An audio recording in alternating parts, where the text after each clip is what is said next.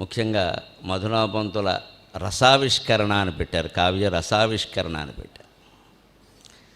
ఆ రసావిష్కరణ జరగాలి కాబట్టి మనం వేరే మాటలు కాకుండా ఆయన పద్యాల్లోకి ప్రవేశిద్దాం. రసావిష్కరణ బాగా తగ్గిపోతున్న కాలం ఇది. దానికి మా ఆధ్యాత్మిక ప్రవచనాలు కూడా కొంత కారణం. ఆ దోషంలో నాకు భాగం ఉంది. ఆంజనేయ స్వామికి అప్పాలంటే ఇష్టం, వెంకటేశ్వర స్వామికి వేరుశనక్కాయలంటే ఇష్టం, వారికి శనివారం ఇష్టం, వీరికి ఆదివారం ఇష్టం, వారి చుట్టూ 11 సార్లు తిరగాలి, వీరి చుట్టూ 20 సార్లు తిరగాలి. ఈ మాటలన్నీ చెప్పి చెప్పి మీలో రసావిష్కరణ లేకుండా చేసింది మేమే. మేము బాగుపడుతున్నాం, మీరేం బాగుపడ్డారో మాకు తెలియదు. అందుకని ఎప్పుడైనా కాస్త సాహిత్యము రసము అనగానే మళ్ళీ కాస్త ఎడారిలో ఓయాసిస్ దొరికినట్టు ఉంటుంది నా బోటిగాడికి. అమ్మయ్య, కాస్త మంచి సభ జరుగుతోందిరా, రసంలో మునిగి తేలే అవకాశం వచ్చింది, ఏవో నమ్మకాల్లో కాకుండా, ఏది చెబితే ఏది ఒప్పేసుకునే స్థితి కాకుండా, ఏది బాగుందో దానికే చప్పట్లు కొట్టేటువంటి సభలో పాల్గొంటున్నాం మనం. ఆయన చెప్పారు కాబట్టి చప్పట్లు కొట్టాలని కాకుండా మనకి నచ్చితే కొడదాం, లేదా లేదు. అటువంటి సభలో పాల్గొంటున్నాం, అందుకోసం కొంత చదువుతాం అని దీన్ని ఒక అదృష్టంగా భావించి, నిన్న మా అమ్మగారు ఆబ్దికమైనా సరే మధ్యాహ్నం కాస్త ఖాళీ ఉంది కాబట్టి మధ్యాహ్నం 3 గంటల నుంచి 6 గంటల వరకు ఇంటి దగ్గర మళ్ళీ ఓసారి ఆంధ్రపురాణం, మళ్ళీ ఆయన రాసిన ఖండకావ్యాలు, వాటి మీద బేతవోలు రామబ్రహ్మం గారు వంటి పండితులు రాసిన విమర్శలు చదివి, ఆ చదవడంలోనే చాలా ఆనందం పొంది అందులో ఏవో కొన్ని అనుభూతుల్ని ఇక్కడ వడ్డిద్దామని వచ్చాను. మంటికి మింటికి మధుర మంజుల భావ విపంచి నిల్పి. నా పలుకుల్లో ఏదన్నా నిజంగా రసం ఉంటే అది నాది కాదు. మంటికి మింటికి మధుర మంజుల భావ విపంచి నిల్పి, నాల్గింటిని వేదనాదముల లీలగమీటెడి బ్రహ్మరాణి.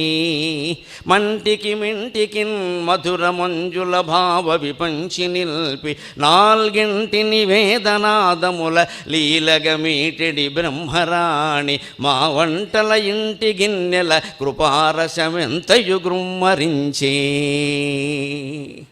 మంటికి మింటికి మధుర మంజుల భావ విపంచి నిల్పి, నాల్గింటిని వేదనాదముల లీలగ మీటెడి బ్రహ్మరాణి. మా వంటల ఇంటి గిన్నెల కృపారసమెంతయు గృమ్మరించే. ఆ వంటలు తిన్న జిహ్వ, ఆ వంటలు తిన్న జిహ్వ, ఇట వడ్డన జేయు రసానుభూతులన్. సరస్వతీదేవి మా వంటింటి గిన్నెల్లో ఏదో ఇంత కృపారసాన్ని కాస్త పోసేసి వెళ్ళిపోయి ఉంటుంది. వీడు బతుకు దీని మీద బతకాలి కదా, దీని మీద బతుకుతాడని మళ్ళీ తేడా చేయకుండా ఇంట్లో ఆవిడ కూడా శారదనే పెట్టింది, గొడవ లేకుండా. అందుకని ఆ శారదా రసావిష్కరణ, ఆ వంట తిన్నటువంటి నోటితో నాకు ఏం తోస్తే అది మాట్లాడతాను. పెద్దలుంటే పక్కనే ఒక ధైర్యం, ఒక భయం. భయం ఎందుకంటే తప్పు వస్తుందేమో అని, ధైర్యం ఎందుకంటే వచ్చినా మనవాళ్లేగా, క్షమిస్తారులే.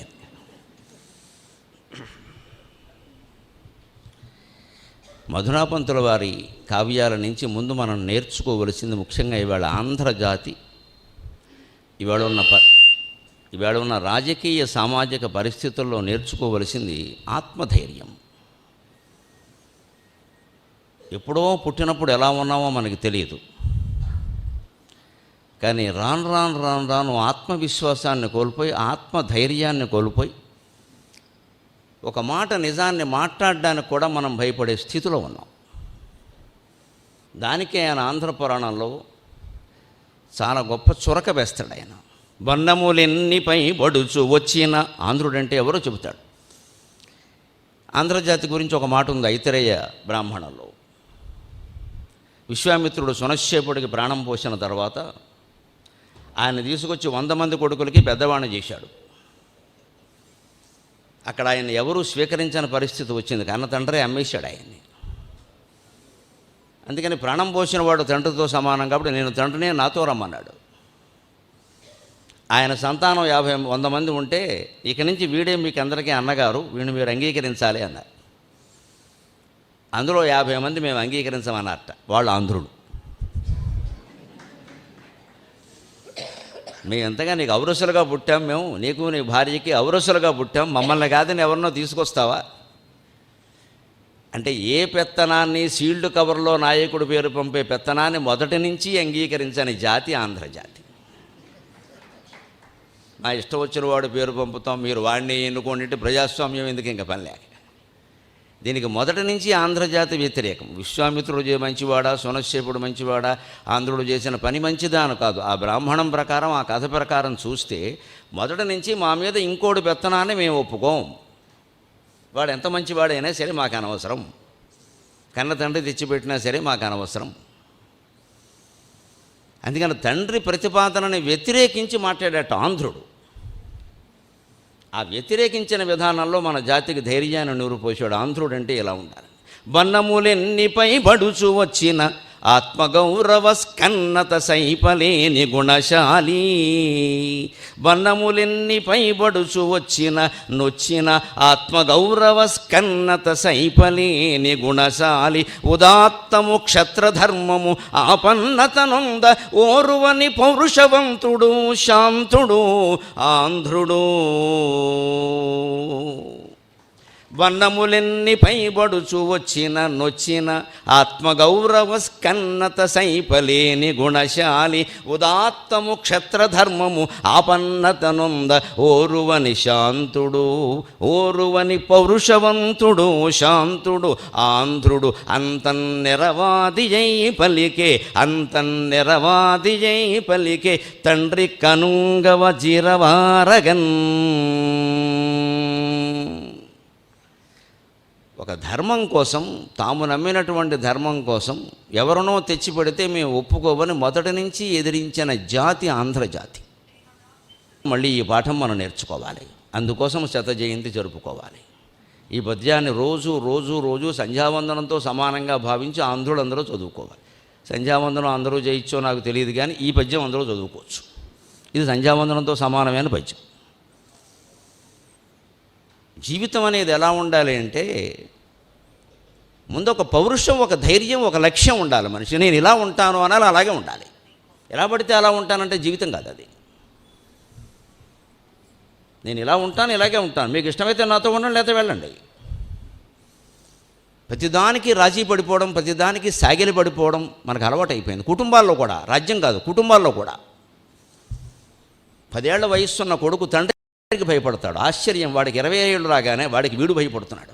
మా అబ్బాయి ఏం చేస్తాడో, మా అబ్బాయి ఏం చేస్తాడో. ఇదివరకు కొడుకు మాత్రమే భయపడ్డాడు, మనం అభ్యుదయం సాధించాం. ఇప్పుడు కూతుళ్ళకు కూడా భయపడుతున్నాం. ఇద్దరు సమానం అయ్యారు భయపెట్టే విషయంలో. ఇంకా ఎక్కువే భయపడుతున్నారు. మమ్మల్ని ఏమన్నా అంటే మనం బయటికి వెళ్ళి ఏదో చేస్తాం, లేదా చచ్చిపోతాం.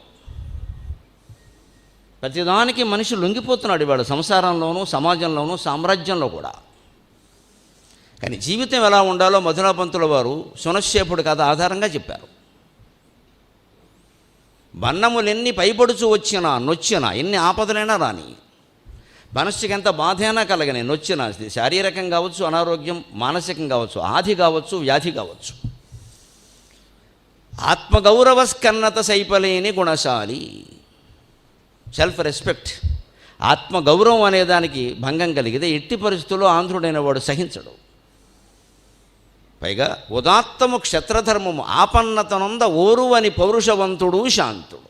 పౌరుషవంతుడు శాంతుడు ఈ రెండు పక్క పక్కన ఉండవు. శాంతాకారం భుజగశయనం నాకు ఇప్పటికే అనుమానమే. భుజగశయనం మీద ఉన్నవాడు ఎవడు శాంతాకారంగా ఉండలేడు. పాముల మీద పడుకున్నవాడు ఎవడు శాంతాకారంగా ఉండలేడు. పాము ఇంట్లోకి వచ్చిందండి, చంపేశాం, బయట పారేసామన్నా ఆ రాత్రి ఏదో శుద్ధి చేయాలేమో బ్రాహ్మణులు పిలవండి, మంత్రాలు చదివించండి అంటారు. పడుకోవడానికి భయం. పాము చంపేశాం. చనిపోయిన పాము వెళ్ళిపోయి బయట పారేసిన తర్వాత కూడా ఆ ఇంట్లో పడుకోవడానికి ఇబ్బంది పడతామే. పాముల పక్క మీద విష్ణుమూర్తి పడుకుంటున్నాడంటే మనం నేర్చుకోవాల్సింది ఏమిటి? సంసారం పాముల పక్క. నీకు దాన్ని ఎలా ఉంచాలో తెలుసుకో, ఎలా పడుకోవాలో నేర్చుకో. జీవితం అంతా పాముల పక్కే, అదేమి బంగార పక్క కాదు. అందుకని ఆత్మగౌరవ స్కన్నత సైపలేని గుణశాలి. ఉదాత్తము క్షత్రధర్మము ఆపన్నతనంద ఓరువని పౌరుషవంతుడు శాంతుడు. పౌరుషవంతుడు శాంతంగా ఉండకూడదని ఎక్కడా లేదు. పౌరుషం అంటే మాటిమాటికి రెచ్చిపోవడం కాదు. క్షమాశక్తవు జ్ఞానే మౌనం క్షమాశక్తవు అంటారు రఘువంశాలు. జ్ఞాని అయినవాడు మౌనంగా ఉంటాడు. ఎందుకంటే తెలిసింది కదా, ఇంకా అడ్డమైన వాళ్ళని పిలిచి మనం మాట్లాడకూడదు కాలక్షేపం. ఇంక మన ఇంటికి ఎవరు రారు. ఇంకా వారు అడిగితేనే చెప్పాలి. ఎంత జ్ఞాని అయినా సరే అడిగితేనే చెప్పాలి. అడగకపోతే దాని గురించి మాట్లాడకూడదు. ఓ సంస్కృత పండితుడు, తెలుగు పండితుడే, బాగా సమాసాలు అవి బాగా వచ్చినవాడు అక్కడ కూర్చుని ఆయనకి ప్రభుత్వోద్యోగం రాలేదు, ఏదో పడుతున్నాడు, ఇంట్లో ఖాళీగా కూర్చున్నాడు. ఆవిడ కూడా చిసకాకు పడుతుంది, ఇంట్లో 2 పిల్లలు ఉన్నారు, నడవట్లేదు సంసారం. ఈయనేమో ఉద్యోగం చేయడు ఎక్కడ, కానీ ఊరికే కూర్చుని అరుగు మీద కూర్చుని మాత్రం ద్వంద్వ సమాసంలో 32 రకాలు ఉన్నాయి, వెధవలకు ఏం తెలుసొచ్చు, వెధవ పాఠాలు చెబుతున్నారంటాడు. ఇక్కడ చెబుతుంటే వాళ్ళ ఆవిడ వింది, ఒళ్ళు మండింది. ఊరికి ఇవన్నీ చెబుతాడు ఈయన, వెళ్ళేదో స్కూల్లో చెప్పినా బాగుండేది, ఏదో రాజుగారి దగ్గర చెప్పినా బాగుండేది, 10 రూపాయలు పారేసేవారు. ఆ రోజుల్లో రాజులు ఇచ్చేవారు కదా, అందుకని ఏదో పారేసేవారు. ఇదేదో అక్కడ వాగినా బాగుండేది. ఇక్కడ ఊరికే అరుగు మీద కూర్చుని వాళ్ళని పెడుతుంటే ఎవరైనా తెలుగు మాస్టర్ పెడుతుంటా, వీడికి అనవసరంగా 30,000 జీతం, వీడికి ఏమొచ్చునో అంటాం. ఇక్కడ వాడికి ఏమొచ్చినో రాదో, వాడికి 30,000 వస్తున్నాయి, నీకేమొచ్చింది, సబ్జెక్ట్ వచ్చినో రాదో కానీ 30,000 వస్తున్నాయి అంటుంటే ఆవిడ విని ఒళ్ళు మండి, సమాసాల్లో 32 రకాలు ఉన్నాయి తెలుసా అంటే, నాకు తెలుసు అందుట. మన ఇంట్లో కూడా ద్వంద్వం ఇద్దరం ఉన్నామయ్యా, ద్వంద్వ సమాసమే కదా, నువ్వు నేను తగలబడ్డాం కదా. ఇక్కడ ద్విగు సమాసం కూడా ఉందయ్యా, మనకు ద్విగు అంటే 2 ఆవులు కదా, మన ఇంట్లో 2 ఆవులు ఉన్నాయి కదా, 2 దోళ్ళు, 2 పిల్లలు ఉన్నారుగా. అందుకని మనం ద్వంద్వం ఉన్నాం ఇక్కడ, ఇద్దరు ద్విగు సమాసం, ఇది 2 ఆవులు దోళ్ళలో ఉన్నాయి, వీళ్ళని పోషించాలి కదా. ఇంకా అవ్యయీభావం అంటావు, మద్గేహే నిత్యం అవ్యయీభావక. నా ఇంట్లో ఎప్పుడు అవ్యయీభావమే, ఎందుకంటే ఖర్చు పెట్టడానికి ఏమైనా ఆదాయం ఉంటే కదా, లేనప్పుడు అవ్యయీభావమే. అవ్యయం అంటే ఖర్చు పెట్టకపోవడం. ద్వంద్వోస్మి ద్విగురపిచ మద్గేహే నిత్యం అవ్యయీభావక. ద్వంద్వోస్మి, మనం ఇద్దరం ఉన్నాం సరిపోయింది. ద్విగురపిచ, ద్విగు సమాసం కూడా మన ఇంట్లోనే ఉందయ్యా, 2 ఆవులు ఉన్నాయి, వాటికి వేయడానికి గడ్డి లేదు, పిల్లలకి పెట్టడానికి తిండి లేదు. నువ్వేమి ఇక్కడ అరుగు మీద కూర్చొని అందరినీ విమర్శిస్తూ ఉంటావు, చదువు వచ్చిన వాళ్ళని రాలేదని. కానీ రూపాయి సంపాదించేవి ఎప్పుడైనా. మద్గేహే నిత్యం అవ్యయీభావక. అవ్యయీభావం ఎవరికో చెప్పక్కర్లేదైనా మన ఇంట్లో అవ్యయీభావమే. అవ్యయీభావం అంటే ఏమిటి, లింగవచన విభక్తులు లేనిది అవ్యయము, అంతే కదా. మన ఇంట్లో పొయ్యి లేదు, పొయ్యి మీద గిన్నె లేదు, గిన్నెలోకి బియ్యం లేవు, లింగము లేదు, వచనము లేదు, విభక్తి లేదు, ఇంకా అవ్యయంగాకే ఉంటుంది. ఇక్కడ ఏది లేనిదే కదా అవ్యయం అంటే. అంచేత తత్పురుష కర్మధారయ, కాబట్టి తత్పురుష కర్మధారయ 2 సమాసాలు అందులో వచ్చాయి. ఇంకో అర్థం ఏమిటంటే, కాబట్టి ఓ మగాడ కాస్త పని చేసి తగలడు, ఏదో పని చేయి, జీతం సంపాదించుకో, ఏమీ చేయకుండా ఇంట్లో కూర్చుంటే అలాగా. తత్పురుష కర్మధారయ అని ఎంత గొప్పగా చెప్పిందో. ఏనాహంశ్యాం బహువ్రీహి. నువ్వు కష్టపడి పనిచేసి 4 రూపాయలు సంపాదిస్తే, ఆడాళ్ళు ఉద్యోగం చేసే రోజులు కావు కదా, మరి నువ్వేదో తేవాలి, నేను ఏదో చేయాలి. ఇప్పుడు నువ్వేదో కొంత తెస్తే, 10 రూపాయలైనా తెస్తే, అయ్యో ఎక్కువ ఖర్చు పెట్టామంటే నేను జవాబు చెబుతా. ఏమీ చేయకుండా ఏం చేయమంటావు. అందుకని నువ్వేదో తెస్తే అప్పుడు నేను బహువ్రీహిశ్యాం. బహువ్రీహి అంటే బకవక వ్రేహయక యస్యసహ, చాలా ధాన్యపు రాసులు కలిగిన వాడు, ఓ 100 ఎకరాల జమీందారు అని అర్థం. నువ్వు సంపాదిస్తే నేను 100 ఎకరాల జమీందారులో ఉంటానయా అని బహువ్రీహి సమాసం, తత్పురుష సమాసం, కర్మధారయ సమాసం, ద్విగు సమాసం, ద్వంద్వ సమాసం అన్నీ పెట్టి చెప్పింది. దెబ్బకి ఈయనకి తెలిసి వచ్చింది ఎక్కడ లోపం ఉందో. ఈ మాట ఇదివరకే చెబితే 20 ఏళ్ల సర్వీస్ ఉండేది ఈ పాటికి అనుకున్నాడు ఆయన. ఆ రకంగానండి పండితులైన వాళ్ళు ఖాళీగా ఉండి కూడా మనిషి కర్తవ్యాన్ని తెలియజేశారు. ఊరికే పాండిత్యం పెట్టుకుని ఇంట్లో కూర్చొని కాలక్షేపం చేయడం, దారిపోయే వాళ్ళని విమర్శించడం కాదు. ఆ విద్య ఎక్కడ ప్రదర్శించాలో అక్కడ ప్రదర్శిస్తే అవసరమైనటువంటి కొన్ని సరుకులైనా రావా, అవసరమైనా తీరదా. అంతేగాని అందరి దగ్గర మాట్లాడటం కాదు. అందుకని జ్ఞానే మౌనం. నీకు ఎంత జ్ఞానం ఉన్నా మౌనంగా ఉండు. అడిగినప్పుడు చెప్పాలి కదా. క్షమాశక్తో, చేతకాక క్షమించడం కాదు. మనలో చాలామంది ఉంటాం, ఎవడో మనకు ఘోరమైన అపకారం చేస్తాడు, మన స్థలం ఆక్రమిస్తాడు, మనం చాలా తెలివైన వాళ్ళు ఏమంటూ ఉంటాం, వాడి కర్మాన్ని వాడే పోతాడు, వాడు పోడు, మనం పోయేలా చెయ్యాలి వాడిని. వాడు పోడు, వాడి కర్మానికి ఎప్పటికీ పోడు. మన స్థలం ఆక్రమించిన తర్వాత 10 ఏళ్లకి వాడు కొడుకు ఏదో అనుకోని రోగం వస్తే అందుకే కొట్టింది, ఇది చేతకాంతనం అంటారు దీన్ని. వాడు కొడుకు రోగం రావడానికి నీ స్థలం ఆక్రమించడానికి సంబంధం లేదు, నువ్వు చేస్తేనే చేసినట్టు. నువ్వెందుకు ఊరుకున్నావు, నీ స్థలం అని తెలుసు కదా. స్థలం అంటే భూమి కదా, భూమి అంటే భూదేవి కదా. మన స్థలాన్ని మనం కాపాడుకోవడం అంటే, మన ఇంటిని మనం కాపాడుకోవడం, భూదేవిని కాపాడుకోవడం అంటే ఎందుకు వదిలేసుకోవాలి. అందుకని వీళ్ళు పిరికివాళ్ళు, వీళ్ళు ఆస్తులు ఆక్రమించినా పర్వాలేదనే మాట లోకంలో వచ్చేసిందా లేదా కొన్ని వర్గాల గురించి. ఎందుకు రానివ్వాలి. ఆ మాత్రం కత్తి మనం పట్టుకోలేమా, కర్ర మనం పట్టుకోలేమా, నిలబడ్డామా, వాడికి ఏమైనా 2 ప్రాణాలు ఉన్నాయా, మనకు ఒకటే ప్రాణం ఉంది, అందరికీ ఉన్నది ఒకటే. నష్టపోయేది కూడా అందరికీ ఒకటే పెళ్ళాం బిడ్డలు. మనకి హిందువులకు ఒకటే భార్య, 2-3 ఉండే అవకాశం లేదు. 4 పోతారేమో అనుకోవడానికి వీళ్ళు ఒక్కరే ఉండేది. వాడికి పెళ్ళాం బిడ్డలు ఉన్నారు, మనకి పెళ్ళాం బిడ్డలు ఉన్నారు. ఈ కథలు చెప్పుకుని ధైర్యం తెచ్చుకోవాలి. అందుకని పౌరుషవంతుడు శాంతుడు. నీకు పౌరుషం ఉన్నంత మాత్రాన శాంతంగా ఉండకూడదని ఏం లేదు. పౌరుషం ఉంటుంది, శాంతం ఉంటుంది. ఎక్కడ పౌరుషం చూపించాలో అక్కడ చూపిస్తాం, ఎక్కడ శాంతంగా ఉండాలో అక్కడ ఉంటాం. ఇది పౌరుషవంతుడు శాంతుడు. 2 మాటలు శాంతాకారం భుజగశయనంలాగా ఎంత చక్కగా ఉన్నాయండి. ఆంధ్రుడు అంతన్నెరవాది జై పలికి తండ్రి కనుంగవజివురించగన్. వెంటనే తండ్రి కోపం వస్తుందని తెలిసి కూడా మేము ఇది సహించమండి అన్నట్ట.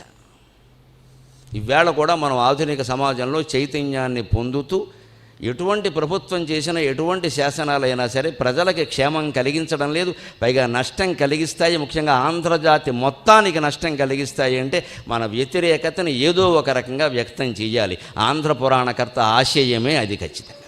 ఇంకొక మాట, వేరే ఖండికలు అంటారు ఆయన ఆంధ్రుల గురించి. జాతీయ కవి సమ్మేళనం జరిగింది, రిపబ్లిక్ డే సందర్భంగా జరుగుతుంది కదా. రాష్ట్రానికి ఒక కవిని చెప్పుని పిలుస్తారు. ఆ విశేషం ఏంటంటే ఆ కవితలన్నింటినీ మొత్తం భారతదేశంలో ప్రధాన భాషలు ఎన్నున్నాయో అన్నింటిలోకి అనువాదం చేయిస్తారు. పైగా అదే సమయంలో అవుతుంది. ప్రసారం అయ్యేటప్పుడు ముందే వాళ్ళు మొత్తం రికార్డింగ్ చేసి వాటిని అనువాదం చేయించి, తెలుగు కవిత తెలుగు రాష్ట్రాల్లో తెలుగులో వినపడుతుంది, అస్సాంలో అస్సామీ భాషలో వినపడుతుంది అదే కవిత, గుజరాత్లో గుజరాతీ భాషలో వినపడుతుంది. రిపబ్లిక్ డే సందర్భంగా ఏటా చేస్తారు కేంద్ర ప్రభుత్వం వాళ్ళు జాతీయ కవి సమ్మేళనం. దానికోసారి మధునా పంతుల వారిని పిలిస్తే ఆయన రాసినటువంటి పద్యాన్ని అనువాదం చేయడం వీలు కాల. ఇదేదో అనువాదం చేస్తారు దేశమంతా తెలుసుకోవాలన్న దాంతో రాయలేదు. ఆయన స్వతసిద్ధంగా ఎలా రాయగలడో అలాగే రాశాడు ఆయన. పనసపండు పనసపండే, మామిడి పండు మామిడి పండే, తేడా ఉంటుంది. పనసపండు కూర తినాలంటే దమ్ము ఉండాలి. ఉట్టి బీరకాయ కూరను టెంకాయ కూర తినడానికి అంత దమ్ము అక్కర్లేదు. బీరకాయ కూర చారు తినడానికి పచ్చిమవాడు తింటాడు, మనం తినక్కర్లేదు. వారం రోజులు జ్వరం వచ్చి పచ్చిమ వచ్చినోడు బీరకాయ కూర తిన, అది నువ్వు తినేది ఏమిటి? దమ్ముంటే పనసపొట్టు కూర తిను, ఇంకోసారి వేయించుకో, సాయంత్రాన్ని కూడా శుభ్రంగా ఉంటే అప్పుడు నువ్వు లెక్క, తేజస్వంతుడి కింద లెక్క. నేను తిన్నానండి, ఆ తినకపోతే ఊరుకో, చేత కదని చెప్పు. ఎందుకంటే పనసపొట్టు కొట్టడానికి తయారు చేయడానికే 3 గంటల పని పడుతుంది. మరి అది తినడానికి ఓపిక లేకపోతే ఎలాగా? ఆయన అంత కష్టపడి కొట్టాడు, లుంగి పాడైపోయింది. దాని పెద్ద పసుపు రాస్తారు, నూనె రాస్తారు, రాత్రంతా పెడతారు, పొద్దున్న కూర్చుంటే అబ్బో అది పెద్ద ప్రక్రియ. అది దానికంటే శతావధానమే సులభం. అంతే, పనసపొట్టు కూర రుచి ఇంకో దానికి రాదండి. బీరకాయ కూరకు రాదు, అది వేరే. బీరకాయ కూర బాగానే ఉండొచ్చు, అది రుచి వేరే. అందుకని మా ఆంధ్రుడు ఎలాంటి వాళ్ళు అంటే అని జాతి గురించి చెబుతూ ఆయన ఒక మాట అంటాడు విచిత్రంగా. దానికి అర్థం చెప్పడమే కష్టం, అనువాదం మరీ కష్టం. ఫలము కడుపున బెట్టు పిందెలము మేము అంటాడు ఆ మహాకవి. ఫలము కడుపున బెట్టు పిందెలము మేము. దీనికి అనువాదం చేయడం చేతకాక 15 భాషల వాళ్ళు తల మొత్తుకున్నట్టు మాకు అర్థం కావట్లేదు. ఫలము కడుపున పెట్టు పిందెలు ఏమిటండి? చెట్టుకు పిందె ఉంటుంది, దానికి ఫలం కడుపులో ఉందా? ఉంది. బీజస్యంతరివంకురో జగదిదం ప్రాంగ్ నిర్వికల్పం పునర్మాయా కల్పిత దేశకాల కలనా వైచిత్ర్య చిత్రీకృతం మాయావీవ విజృంభయత్యపి మహాయోగీవ యస్వేచ్ఛయా తస్మై శ్రీ గురుమూర్తయే నమయిదం శ్రీ దక్షిణామూర్తయే. ఆ నేపథ్యం ఉన్నవాడికి ఇది అర్థమవుతుంది. ఆ దక్షిణామూర్తి స్తోత్రం అర్థం తెలిసిన నేపథ్యం ఉన్న కవి మాత్రమే ఇలా రాయగలడు. ఇంకోటికి తోచదు. ఇది ఒక చిన్న మర్రి విత్తనంలో దానికి సంబంధించిన కొమ్మలు, రెమ్మలు, పువ్వులు, ఆకులు, పళ్ళు అన్నీ ఉన్నాయా లేదా? ఉంటే బయటికి ఎందుకు రావు అంటే విత్తనం రూపంలో వస్తాయా? విత్తనాన్ని నువ్వు నేలలో నాటిన తర్వాత దానికి అందవలసిన గాలి, సూర్యరశ్మి అందాక అది వస్తుంది. మరి దాని నుంచి అన్నీ బయటకు వచ్చి ఇలా తయారవుతున్నాయంటే విత్తనం కడుపులో అన్నీ ఉన్నాయా లేదా? విత్తనంబు మర్రి వృక్షంబునకు నెంత అని మహాకవి వేమన అన్నాడా లేదా? విత్తనంబున పెద్ద వృక్షంబు నిబిడించి సృష్టించి గారడీసేయువాడా అని మహాకవి జాషువా అన్నాడా లేదా? దేవుడి పట్ల కృతజ్ఞతతో, భక్తితో. విత్తనంబున మర్రి వృక్షంబు నిబిడించి సృష్టించి గారడీసేయువాడా, అది గారడీ. అది అంచేత జీవితము సృష్టి ఓ గారడి. We should be ready. అంతే, అది గారడి, మనం బీ రెడీ. ఇది గారడి, ఇది మాయ. ఎప్పుడు ఏ బంధం ఉంటుందో తెలియదు, ఎప్పుడు ఏ బంధం పోతుందో తెలియదు. మనం ఒక ప్రబంధం, సుఖంగా ఉంటాం అంతే లెక్క. అంతేగాని నీవు లేక నేను లేను, నేను లేక ఈ సినిమా పాటలు పనికిరావు ఇక్కడ. ఇవన్నీ సినిమాల్లో పనికొస్తాయి. 2.5 గంటల షో. జీవితం అలాంటిది కాదు. నువ్వు లేకపోయినా నేను ఉండాలి, నేను లేకపోయినా నువ్వు ఉండాలి, తప్పదు. ఇది పెట్టుకోవడం వల్లే మనం దుఃఖపడతాం ఖచ్చితంగా. ఏ వియోగాన్ని భరించడం, ఒకప్పుడు సంయోగాన్ని భరించడం కర్మ. కొందరు వియోగాన్ని భరించలేము, కొందరు సంయోగాన్ని భరించలేము. కానీ సంయోగ విప్రయోగాంతే పతనాంత సముచ్ఛ్రయాక మరణాంతంచ జీవితం అని రామాయణం మాట తెలిస్తే భరిస్తాం. పతనాంత సముచ్ఛ్రయాక, నువ్వు ఎంత ఎత్తు ఎదిగినా పడిపోవలసిందే ఏదో రోజున, తప్పదు. ఆ ఎత్తులో ఉండగానే శరీరం పడిపోతుందో లేదా? ఆయన వెళ్ళిపోయాడంటే పడిపోయినట్టే లెక్క. సంయోగ విప్రయోగాంతి అని ఏ సంయోగమైనా వియోగానికి సిద్ధంగా ఉండవలసిందే. ఎంత అనురాగంతో ఉన్న దంపతులైనా వారో వీరో ముందెళ్ళిపోతారు, అంత తప్పదు, అది భరించాల్సిందే. ఎంత అన్యోన్యమైనా ఉండనియండి. ఇవాళ అంత కర్మేం పట్ల 2-3 ఏళ్లకే విడిపోతున్నారు, సుఖంగా ఉంది, గొడవలేదు. వారు 2వ పెళ్లి చేసుకుంటారు, వీరు 3వ పెళ్లి చేసుకుంటారు. ఇక ముందు శుభలేఖల మీద 3వ పెళ్లి 6వ పెళ్లి అని వేస్తారు. మనకి మగవాడికి 3వ పెళ్లి, ఆడవాళ్ళకి 4వ పెళ్లి. మీరంతా తప్పకుండా వచ్చి 3, 4, 7 అక్షంతలు వేయండి. శుభ్రంగా ఇప్పుడు బాగా అట్టహాసంగా చేస్తున్నారు ఆ పెళ్ళి. ఇదివరకు ఎవరన్నా 2వ పెళ్లి చేసుకుంటే మా కర్మరా అనుకుని రహస్యంగా చేసుకునేవారు, ఎక్కడో ఒక గుళ్ళో ముడెట్టుకునేవారు. తప్పదు కదా, కొన్ని దౌర్భాగ్య పరిస్థితులు జీవితంలో 2వ పెళ్లి చేసుకోక తప్పని పరిస్థితి కల్పిస్తాయి. దానికి మళ్ళీ అట్టహాసం చేయం కదా మనం, కేటరింగ్, కళ్యాణ మంటపం ఉంటాం. ఎందుకంటే అప్పుడు పూర్వం దానికి జవాబు చెప్పాలి, ఎందుకు వచ్చిన గొడవ ఇది.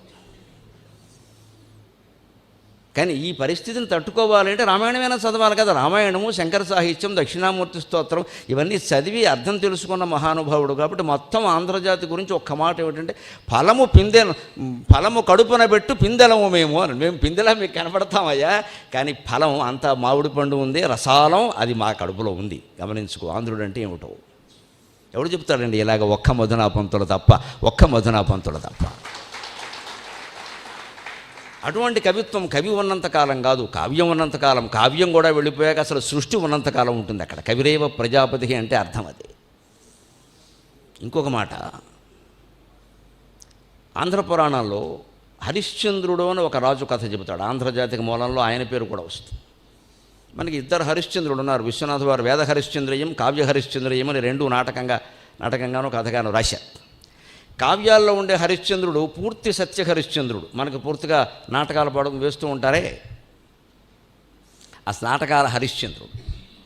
ఆయన బ్రహ్మాండంగా సత్యనిష్ట బ్రహ్మాండమైన పద్యాలు పాడుతూ ఉంటే మనం చాలా ఆనందిస్తూ ఉంటాం. తిరమై సంపదలెల్ల వెంటనొకరీతిన్ సాగిరావు, ఏరికి ఏసరికి ఏ పాటు విధించనో విధి అవశ్య ప్రాప్తము అద్దానినెవరు తప్పించెదరు, ఉన్నవాడనని గర్వం వేరికిన్ గాదు, కింకరుడే రాజగు రాజు కింకరుడగున్ కాలానుకూలంబుగన్ అని హరిశ్చంద్ర పాత్రధారి పాడి ఇంకో అరై అంటాడు హార్మోనిస్ట్ని. ఎందుకంటే వీడికి శృతి సరిపోలా, ఇంకో అరయమని. ఎందుకంటే వీడికి ముందు ఫుల్గా వేసి ఇచ్చాడు, అందుకని ఇప్పుడు అరయమంటాడు. అప్పటికి శృతి 4.5 వేసాడు, వీడికి సరిపోలా 5 వేయమన్నాడు. ఇంకో అరై అంటాడు. మనకు అర్థం కాదు, హార్మోనిస్ట్కి అర్థం అవుతుంది. ఎందుకంటే వీడు పూర్తిగా వేసాడు కదా, అందుకని ఇప్పుడు అరై వేయాలి అక్కడ. మనం సత్యహరిశ్చంద్ర నాటకాలు చాలా చూసాం, వేసేవాళ్ళు వేశారు, చూసేవాళ్ళు చూసాం. సత్యాన్ని పాటిస్తున్నావా? ఆయన పాటించరు, మనము పాటించం. ఎంత బాగా వేశారండి, ఇంకెవరు ఇంతకు మించి వేయలేరండి అనేవాళ్ళు తప్ప ఆయన అబద్ధాలు చెప్పడం మానడు, చూస్తున్న మనం అబద్ధాలు చెప్పడం మానడం. బలిజేపల్లి వారు ఒక్కడే బహుశా అబద్ధాలు చెప్పలేదేమో నాకు అనుమానం. అది కూడా వాళ్ళ ఆవిడ్ని కుటుంబ సభ్యుల్ని అడగాలి, అప్పుడు కానీ తేల్చలే, అంత తేలిగ్గా చెప్పడానికి వీళ్ళే. మరి మొత్తం కావ్య వాంగ్మయం అంతా ఎందుకండి? ఆలోచిద్దాం దయచేసి. మీరు నేను అందరం ఆలోచిద్దాం. అందరం పుణ్యాత్ములమే, అందరం పాపాత్ములమే లెక్కకు వస్తే అందరం ఆలోచిద్దాం. ఎవరు ఇందులో గొప్పవాళ్ళని కాదు. ఈ కావ్య వాంగ్మయం దేనికి? ఇన్ని వేదాలు, ఇన్ని శాస్త్రాలు, ఇన్ని పురాణాలు, ఇన్ని సాహిత్యాలు ఉన్న దేశం అవినీతిలో లెక్క కడితే 3వ స్థానంలో ఉంటుందా? విద్యా వ్యవస్థలో లెక్క కడితే 36వ స్థానంలో ఉంటుందా? సిగ్గుపడి చచ్చిపోవద్దా? ఆ విద్యలు లేవు, ఈ విద్యలు లేవు, అవిద్య వ్యాపించింది మొత్తం అంతా. దీనికి సమాధానం అక్కడ కనపడుతుంది. మొత్తం ఇవన్నీ ఎందుకు అంటే, ఇందుకోసం నువ్వేది పాటించిన దానికి దీనికి ఇక్కడ వేద హరిశ్చంద్రుడు ఉంటాడు. విచిత్రం, కావ్య హరిశ్చంద్రుడు అబద్ధం ఆడని వ్యక్తి. వేద హరిశ్చంద్రుడు ఆడని అబద్ధం లేదు, ఆయన హరిశ్చంద్రుడు. వరుణుడు సంతానం లేక వరుణుడు కోసం యాగం చేస్తాడు వశిష్ఠుని సలహాతో. దేవీ భాగవతంలో కూడా వస్తుంది కథ. అక్కడేమో ఒకరే హరిశ్చంద్రుడు ఇలా మారాడన్నాడు. అదంతా ఔచిత్యంగా నాకు ఎందుకు అనిపించలా, కానీ 2 వేరుగా ఉంటాయి, వేరే పురాణాలు. సరే, ఏదైనా కానీ అది పెద్ద మనకి విషయం కాదు. ఈ విషయం ఏమిటంటే, ఆయన వరుణుడి కోసం యాగం చేస్తాడు, సంతానం కావాలి. వరుణుడు నీకు సంతాన యోగం లేదయ్యా, మేము ఏదో చట్టాన్ని ఆర్డినెన్స్, గవర్నర్ ఆర్డినెన్స్, ఇది గవర్నమెంట్ రాజ్యాంగాన్ని సవరించి నీకు సంతానం ఇవ్వాలి. కానీ అలా చేయొచ్చు, యజ్ఞం వల్ల అది సాధ్యమే. దానివల్ల నేను దేవతల్లో ఇరుక్కుపోతాను. మరి ఇరుక్కుపోతారు, వరుణుడు వాయువు ఇష్టం వచ్చినట్టు ఇచ్చేస్తే ఇరుక్కుపోతారు. రేపొద్దున దేవసభలో సమావేశం జరిగినప్పుడు జవాబు చెప్పుకోవాలి. వాళ్ళ రాజ్యాంగం వాళ్ళకు ఉంటుంది కదా. మనకు రాజ్యాంగం ఏర్పాటు చేసాం, నువ్వు ఇవ్వకుండా వరం ఇచ్చామంటే జవాబు చెప్పుకోవాల్సిందే కదా. బ్రహ్మ విష్ణు మహేశ్వరులు కూడా చెప్పుకోవాల్సిందే. మణిద్వీపంలో కూర్చొని అమ్మవారి ముందు ఎవరికేం పెత్తనం లేదు, అక్కడ చెప్పాల్సిందే. అందుకని నేను అనవసరంగా జవాబు చెప్పుకోవాలి. కానీ రాజా, నువ్వు యజ్ఞం చేసావు, ఇవ్వాలి కాబట్టి ఒక్కటి, పుట్టిన పిల్లాన్ని వెంటనే బలేస్తానంటే ఇస్తానంటాడు. ఇది ఎక్కడ వరం? ఇది వరమా శాపమా? పుట్టకపోయినా మంచిది కదా. కానీ ఆయన ఆ రోజుల్లో ఉండే నమ్మకాన్ని బట్టి అపుత్రస్య గతిర్నాస్తి అన్నారు. పుడితే చాలయ్యా, పుట్టించవయ్యా, బరేసేస్తానన్నాడు. పుట్టాడు. సరిగ్గా 11వ రోజున వచ్చాడు. వేసేయమన్నాడు. నువ్వు ఇస్తానని చెప్పావు కదా యజ్ఞంలో, నరమేధం వేసి అన్నాడు.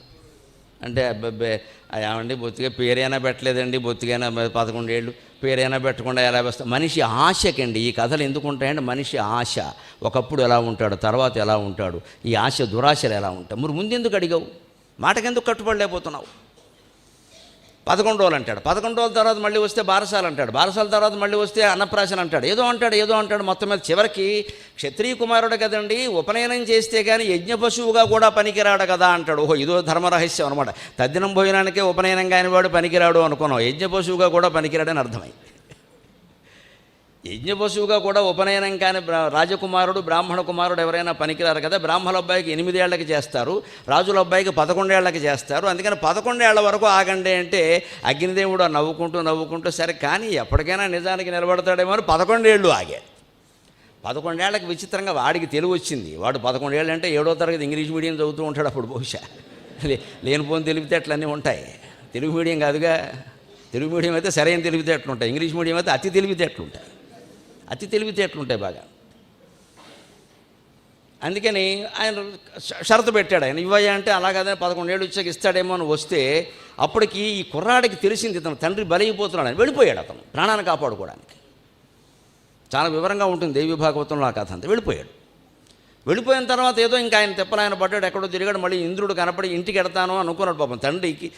మళ్ళీ వరుణుడు వచ్చాడు. వచ్చి నువ్వు అన్నమాట తప్ప ఇవ్వలేదు, నీకు జలోదర వ్యాధి వస్తున్నాడు. మొత్తం కడుపంతా ఉబ్బిపోయింది, నీరు వచ్చేసింది లోపలికి. ఇంకా ఆయన తట్టుకోలేకపోతున్నాడు. ఓహో, ఉపసం ఆయాసం అన్నీ కలిపి వచ్చేసాయి ఆయనకి. అంటే ఈ కథ సారాంశం గమనించండి. దాని మీద మధురాపంతుల వారు చాలా చక్కని పద్యం రాస్తారు. మానవ సంబంధాలు ఎలా ఉంటాయి, అలాగే కుర్రాడు ఎలా పెరిగాడు, తర్వాత సంబంధాలు ఎలా ఉంటాయి, వీడిపోవడానికి మనం ఎలా సిద్ధంగా ఉండాలి. ఇదో పెద్ద గాలిపటం అబ్బాయి అన్నట్టుగా రాస్తారు ఆయన. దానికి సిద్ధంగా ఉండాలంటే కథలో రహస్యం తెలుసుకోవాలి. మనిషి అసలు ఈ సంతానాన్ని కోరకుండా ఉంటే ఈ 11 ఏళ్ల క్షోభ లేదు కదా, హాయిగా రాజ్యపాలన చేసుకునేవాడు కదా, నష్టమేముంది?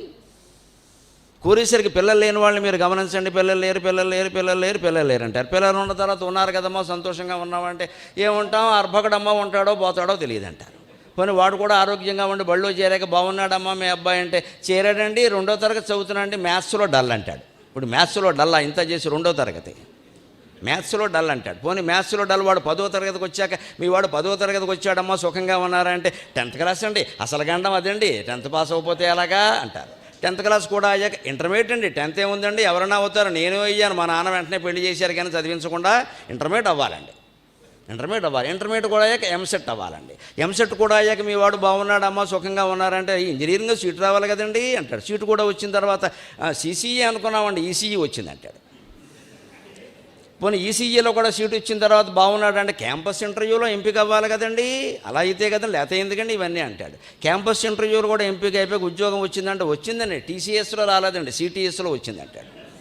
అనుకున్న కంపెనీ రావాలి. పోనీ టీసీఎస్లో కూడా వచ్చిన తర్వాత ఏమ్మా మీ వాడు బాగున్నాడా అని అడిగితే వచ్చుకున్నాడు కానండి, ప్యాకేజీ కొంచెం తక్కువ ఉందండి, కొంచెం లీకేజీ ఉందండి. ప్యాకేజీ కూడా బాగుండి వాడు స్థిరపడ్డాక అడిగితే అయిపోయిందండి, ఇవన్నీ వేసరికి 30 ఏళ్ళు వచ్చే మా వాడికి పెళ్ళి అవ్వట్లేదు ఉంటుంది. అది సమస్య. పెళ్ళి కూడా అయ్యాక మనం భోజనాలకు వెళ్ళిన తర్వాత 2 ఏళ్ళకి ఏమమ్మా మీ అబ్బాయికి పెళ్లి చేసే సుఖంగా ఉన్నాడంటే కోళ్ళు ఇంకా నీళ్ళు వేసుకోలేదండి అంటే. అసలు ఈ అత్తగారు నీళ్ళు వేసుకోకుండా ఉంటే ఈ సమస్యలు లేకుండా ఉంటుంది.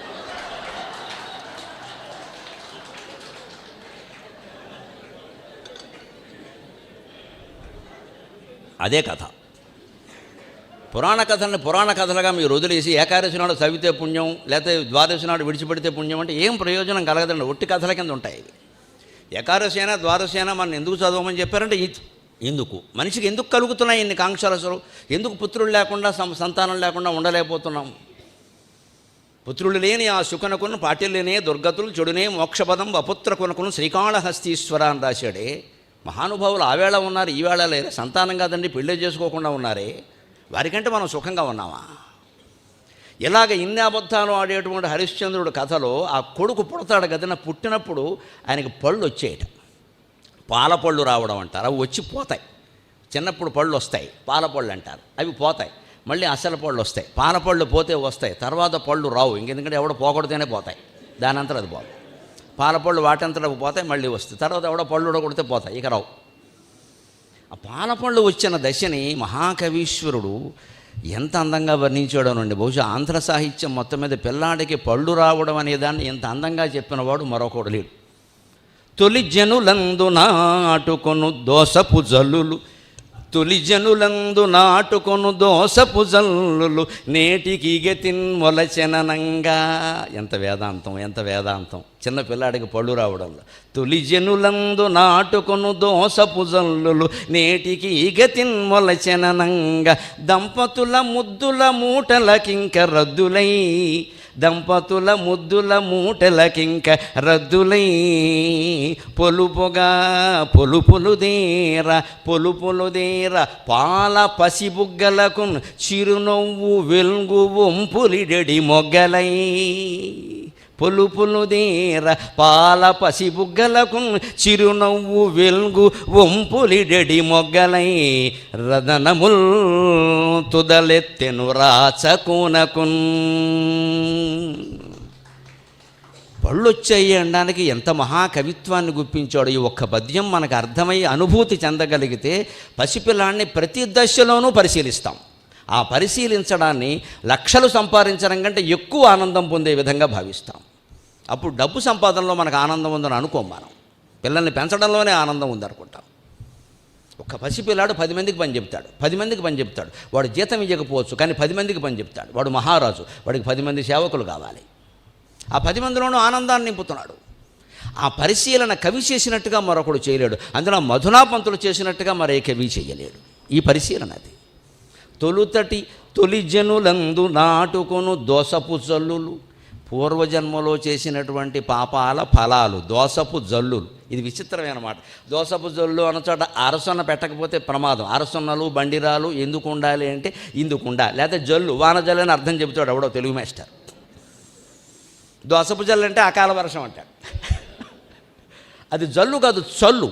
తెలుగు భాషలో ఉండే ఒక వైచిత్రం ఏమిటి అంటే క్రియాపదం నామవాచకంగా మారుతుంది, కృదంతం చేరి కృదంతమై మారుతుంది, కృదంతంగా కాకుండా కూడా మారుతుంది. ఇక్కడ చల్లు అంటే విత్తనం, దోసపు జల్లులు అంటే పాపాల బీజాలు, పాప బీజాలు. చల్లు అంటే విత్తనం, ఎందుకంటే చల్లేది, చల్లేది చల్లు. ఇంకో మాట ఉంటుంది తెలుగు సాహిత్యంలో మనకు పూర్వం, కొలుచు అంటారు. కొలుచు అంటే ధాన్యం. కొలుచు అంటే కొలవడం కాదు, క్రియాపదంగా కొలవడం. కానీ కొలుచు అంటే ధాన్యం. ఆయన మాకు కొలుచు ఇవ్వాలి అనేవారు. కొలుచు అంటే ధాన్యం ఇవ్వాలి. పూర్వం పాలేర్లు ఈ జీతం మాట్లాడుకున్నప్పుడు మాకు 10 బస్తాల కొలుచు అనేవారు. కొలుచు అంటే కొలవమని కాదు, 10 బస్తాల ధాన్యం అని అర్థం. కొలుచు అంటే కొలవడం అని ఒక అర్థం క్రియాపదంగా, నామవాచకంగా ధాన్యం అని అర్థం. అలాగే చల్లు అంటే చల్లడం అని ఒక అర్థం క్రియాపదంగా, చల్లు అంటే విత్తనం అని ఒక అర్థం. దోసపు జల్లులు, ఆ మాటకు అర్థం తెలియంది ఈ పద్యం అర్థం కాదు కదా. అందుకని ప్రాచీన కావ్యాలు చదవాలి, నిఘంటువులు చదవాలి తెలుగు పండితులు. కేవలం ఆధునిక వ్యవహారమే తెలిస్తే చెప్పడం చాలా కష్టం. పద్యకావ్యాలు పీకేస్తే గొడవ లేదు, అందుకని పీకేస్తున్నారు ఇవాళ. ఇవన్నీ అర్థాలు చెప్పడం కష్టమని మొత్తమే తీసి పారేశారు, గొడవ లేదు. పశు ప్రయాణం ఇబ్బంది అవుతుందని గడపే తీసేస్తానంటే ఏమంటాం, నమస్కారం అంటాం. పశు ప్రయాణం ఇబ్బంది అవుతుందని గడప పీకేశారు, గొడవ లేదు. గడప తీసేస్తే ఏమి రాయక్కర్లేదు కదా. ఇంకా తొలిజనులందు నాటుకొను దోసపు చల్లులు, ఇప్పుడు పూర్వజన్మల్లో చేసిన పాపాల బీజాలు నేటికి ఈ గతిన్ మొలచెననంగా. ఎంత ఆశ్చర్యకరమైన ప్రయోగం, మనకి ఎంత వేదాంతం అండి. ఈయనలో కేవలం సాహిత్యం కాదు, అపూర్వమైనటువంటి శంకరజ్ఞాన పరిచయం, వేదాంతం, అద్వైత వేదాంతం ఆ ప్రయోగాల్లో కనపడుతుంది. పూర్వజన్మల్లో చేసిన పాపాల బీజాలేవో మళ్ళీ మొలుస్తున్నాయి, ఇలా అనుభవించడానికి అన్నట్టుగా వీడికి పళ్ళు వస్తున్నాయి అన్నాడు ఆయన. దంపతుల ముద్దుల మూటలకి ఇంకా రద్దులై, ఇది పరిశీలిస్తే కానీ అర్థం కాదండి. బోసి నవ్వుతో పిల్లాడు ఉన్నప్పుడు, నెలల పిల్లాడు ఉన్నప్పుడు తల్లి పెట్టుకున్నన్ని ముద్దులు ఇంకెవరు పెట్టుకోరు ప్రపంచంలో. ఇంకెలా ముక్క ఆడించేసి మూత ఆడించేసి నా కన్నే నా బుజ్జే మొత్తం ఇంక వాడిని నలిపేసి, అంత ప్రేమే, అంత ప్రేమే. ఆ పిల్లాడు కూడా అంత తల్లి నలిపేసినా సరే వాడికి ఏమీ కాదు. వాడు కూడా అందులో ఏదో అద్వితీయమైన ఆనందాన్ని అనుభవిస్తున్నాడు. నా కోసం నా తల్లి, నా తల్లి, నా తల్లి ఎంత చేస్తుంది. వెంటనే కాస్త 4 అడుగులు వేయడం మొదలు పెట్టగానే అరిసెల మీద నడిపించేవారు పూర్వం. అడుగేస్తే అరిసెలు వండుతారు అంటారు. ఆ అరిసెల పట్ల ఎంత నమ్మకం అంటే, పిల్లలు నడిచిన అరిసెలు పిల్లలు లేని వాళ్ళు తినేవారండి. తింటే వాళ్ళు పిల్లలు పుడతారనే నమ్మకం ఉండేది. నిజంగా అంత నమ్మకం ఉండేది అరిసెల మీద. అరిసెల మీదే నడిపిస్తారు. అది కూడా లెక్క పాదం, పిల్లాడు పాదం పట్టాలి అంటే అరిసె పాదం కంటే పెద్దదిగా ఉంటుంది.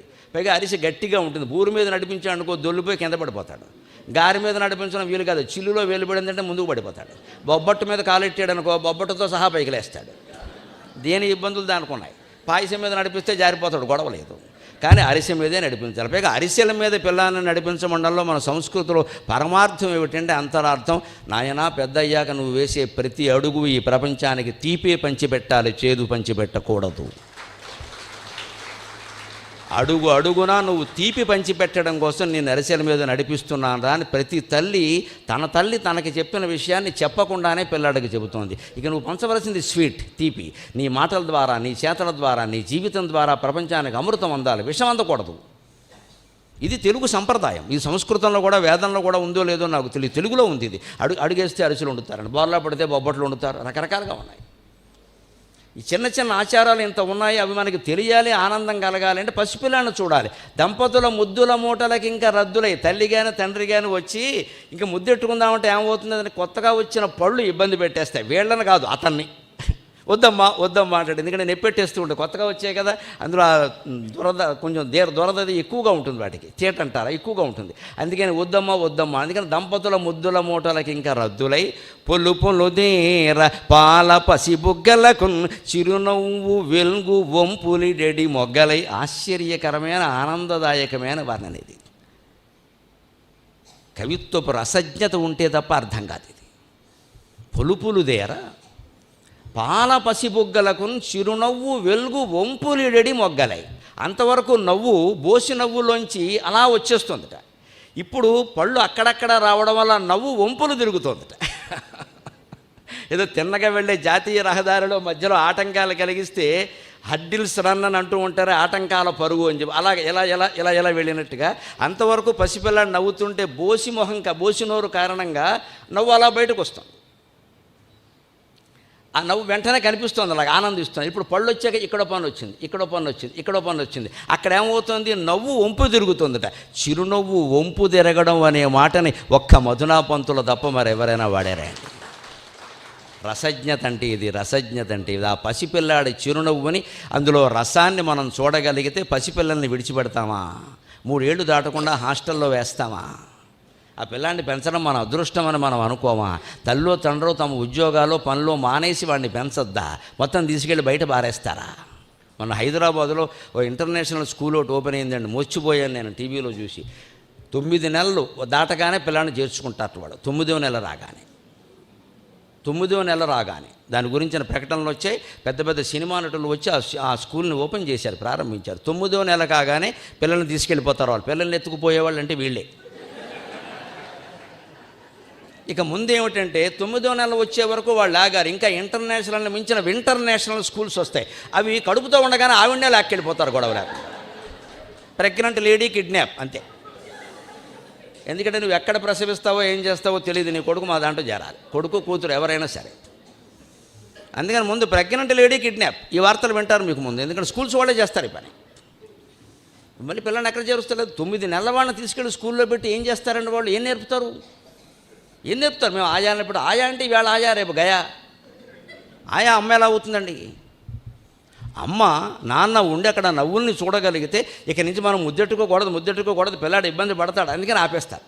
అదే జాషువా చెబుతాడు, తన ఇంటి కొత్త పెత్తనపుదారు అంటాడు.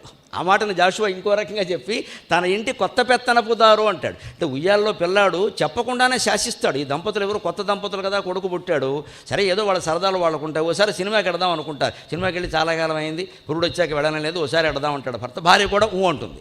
ఇద్దరు సినిమాకి వెడదామని తయారై మొదటి చీర సింగారించుకుని ఆయన గారు స్కూటర్ తీశాక కిక్కు కొట్టాక ఈవిడ వచ్చి కూర్చోమని అన్నాక పిల్లాడు కొంచెం జలుబు చేసింది, బయటికి వెడితే అదోలా ఉంది, నేను రాను ఉంటుంది. ఇప్పుడు అయిపోయింది, మొత్తం సినిమా ప్రోగ్రామ్ క్యాన్సిల్.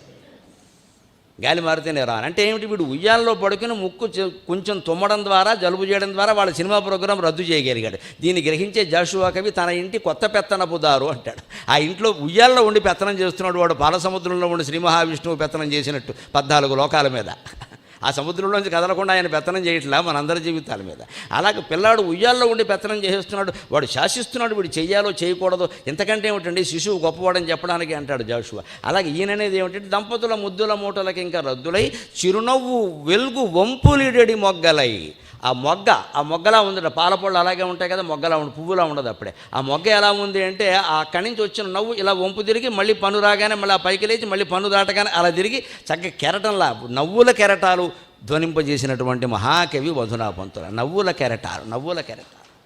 చిరునవ్వు వెలుగు వంపులిడెడి మొగ్గలై రదనముల్ తుదలెత్తెను. అది కూడా గొప్ప ప్రయోగం. ఏ మహాకవి ఎప్పుడు మామూలు మాట వారు ఒకవేళ మామూలుగా ఆయన ఛందస్సు కోసం వాడేసిన వాచమర్థోను ధావతి అనుమానం వెళ్ళ. ఋషీణం పునరాత్యానాం వాచమర్థోను ధావతి. ఆ ఋషులైన వాళ్ళు ఏం చెప్పినా దాని వెనకాల వాక్కు అనుసరించవలసిందే. తుదలెత్తెను, రదనములు తుదలెత్తెను అన్నాడు. మొలకెత్తెను అనలేదు. మామూలుగా మొగ్గలైతే మొలకెత్తెను అనొచ్చు, కానీ ఇవి తుదలెత్తెను అన్నాడు. అంటే కర్మఫలాలు ఎలా ఉంటాయంటే అప్పటికప్పుడు అంతిమంగా అనుభవించవలసింది ఈ జన్మలో వస్తుంది ప్రారబ్ధంగా. తర్వాత ఎప్పుడు అనుభవించవలసింది సంచితం రూపంలో ఉండిపోతుంది ఖచ్చితంగా. అంటే ప్రారంధం అంటే తుదలెత్తెను, ప్రారంధ కర్మ అనుభవించడానికి వీడు పుట్టినట్టుగా ఉంది అన్నాడు. పుట్టినవాడు ఎవడు? ఇందాక మనం అనుకున్నామే 11 ఏళ్లకి బలియడానికి సిద్ధపడిపోయాడు తండ్రి. ఆయన కొడుకు. మరి వాడి ప్రారంధ కర్మగా వాడికి పుట్టగానే బలవుతాడు. కానీ ఆయనకి పాలపళ్ళు బహుశా ఆ పూర్వజన్మలో చేసినటువంటి దోషాలు ఏవో అలా వచ్చినట్టున్నాయి. అవి తుదలెత్తెను రాచకోనకు, రాచబిడ్డకి ఆ పళ్ళు తుదలెత్తాయి గమనించండి అంటాడు. పసిపిల్లాడి పాలపళ్ళ మీద ఇంత అద్భుతమైనటువంటి పద్యాన్ని చెప్పిన మధునా పంతులకి నమస్కారం. దీపకర్ణి అనే మహారాజు ఆంధ్రపురాణంలో భార్యను కోల్పోతాడు. చాలా ప్రేమిస్తాడు భార్యని. ఆవిడ చనిపోతుంది. పైగా వాళ్ళకి సంతానం లేదు. చాలా బాధపడతాడు. అక్కడ ఒక మాట రాస్తారు ఆయన, అపుత్రకుండనైన నాకు అపత్నీకత్వము కూడా సంభవించే అంటారు. పిల్లలు లేరని బాధపడుతుంటే భార్య కూడా లేదే, ఏదో మాట మంతి చెప్పుకుందామంటే లేకుండా అయిపోయింది. తోడు నీడ లేని జీవితం నేను రాజునైతే ఎవరికి అని ఆ దీపకర్ణి చాలా బాధపడతాడు. ఆ బాధ ఎంత దొలిచేసిందో మధునా పంతుల వారిని. మనందరికీ ఓదార్పు లాంటి పద్యం రాశాడు. జీవితం ఇలాగే ఉంటుంది. ఏ బంధం ఎప్పుడు విడిపోతుందో ఎవరూ చెప్పలేరు. సిద్ధంగా ఉండండి, సిద్ధంగా ఉండండి. అందుకని దాన్ని మార్చేద్దామని చూడకండి. అందుకని జీవితాన్ని విచిత్రంగా ఆయన గాలిపటంతో పోలుస్తాడు. లీలార్థంబుగ మేలి గాలిపటమోలిందిచ్చి అద్దానితో బాలుండాడినయంతనాడి. లీలార్థంబుగ మేలి గాలిపటమోలిందెచ్చి అద్దానితో బాలుండాడినదాకనాడి. గగన ప్రాంతాన తారాడ దారాలెన్నో ముడివైచి పట్టు విషువారన్ వీడి. దారాలెన్నో ముడివైచి పట్టు విషువారన్ వీడి అర్రెత్తి హేలాలిప్సన్ పరువెత్తి గంతులిడు లీలల్ దైవలీలల్ గదా. గాలిపటాల పండుగ తెలంగాణలో జరిగినంతగా మన దగ్గర జరగదు. వాళ్ళు పతంగి పండుగ అని చాలా పెద్దగా చేస్తారు దాన్ని. మనకి కోడిపందాలు ఉన్నాయనుకోండి, మనమేం తక్కువ వాళ్ళం కాదు. అదే సమయంలో మన కోడి పందాలు ఉన్నాయి.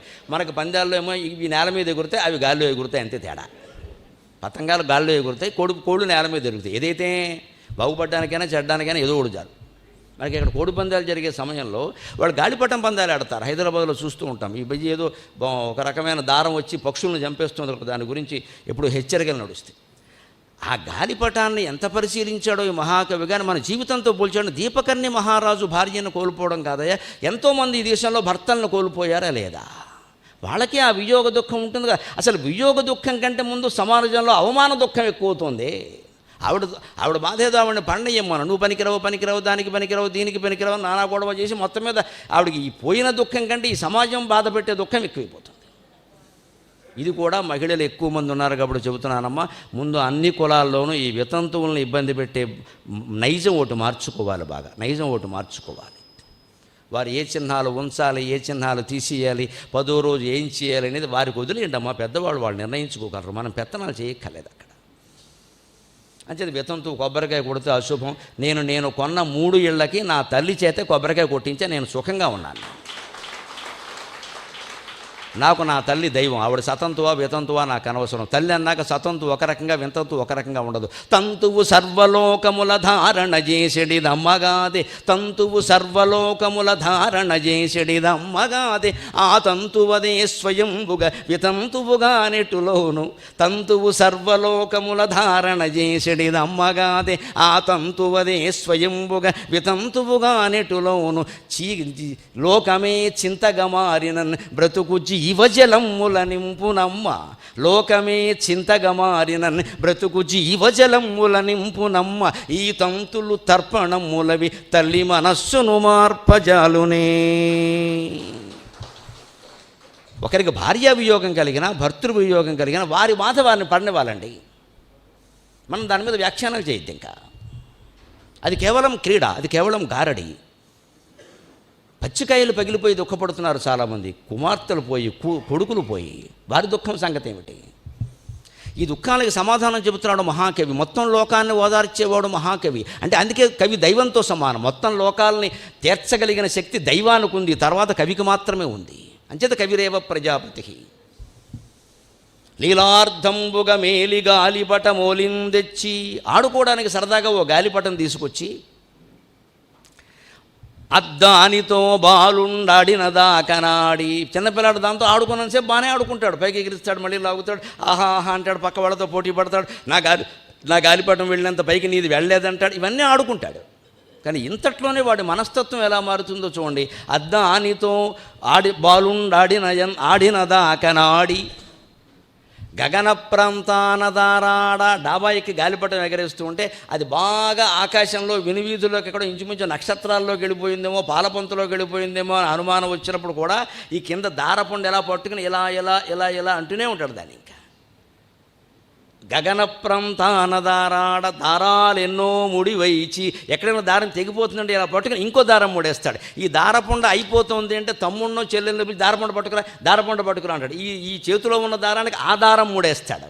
ఇవన్నీ ముడివేసి చివరికి ఇంత చేసినా కూడా ఏదో ఒక స్థితిలో అది తెగిపోతుందని బాలుడికి తెలుసు. తెగిపోతుందని తెలిసి ఆడతాడు. ఎంత ఆశ్చర్యకరమండి ఇది. ఇక్కడ మొత్తం అద్వైత సిద్ధాంతం అంతా ఉంది. ఒట్టిదని ఎరుంగుము కానీ పట్టుకొనుము. నేను దాని సిద్ధాంతాన్ని ఒక్క మాటలో పద్యంలో చెప్పాను. చూడ, సంసారం అంటే చాలా గొప్పదయ్యా, నిజమే. అందుకోసం నువ్వు చేయవలసినవన్నీ చేయవలసిందే. ఆలు మగలుగూడి రేలు బగలుగూడ అనురాగ గంధమ్ము నలదుకొనుడు, చిన్ని పాపలతోడ చిగురుటాకుల నీడ గుజ్జన గూళ్లలో కుదురుకొనుడు, రాలిపోవక ముందే సొలిపోకుండగా మిగల మృగ్గిన పండ్ల మేలుగనుడు. రాలిపోవక ముందే సొలిపోకుండగా మిగల మృగ్గిన పండ్ల మేలుగనుడు, దారి దానయ్యల దానమ్ములటులుంచి అవసరమునకైన ఆదుకొనుడు. ఇది గృహస్థాశ్రమంబు, ఇది ఈ జగత్తు నిలిచియుండంగ పోసిన నీరు నారు. ఇది గృహస్థాశ్రమంబు, ఇది ఈ జగత్తు నిలిచియుండంగ పోసిన నీరు నారు. ఇది ఏ ఆత్మసాక్షాత్కార పదపదమ్ము, ఇది ఏ ఆత్మసాక్షాత్కార పదపదమ్ము కానీ ఒట్టిదని ఎరుంగుము కాని పట్టుకొనుము. జగన్మిథ్యా బ్రహ్మసత్యం ఈ భావన మనస్సులో ఉంటే ఒక సంసారం ఏమిటండి, చట్టం అనుమతించదు కానీ 100 సంసారాలు చేయొచ్చు.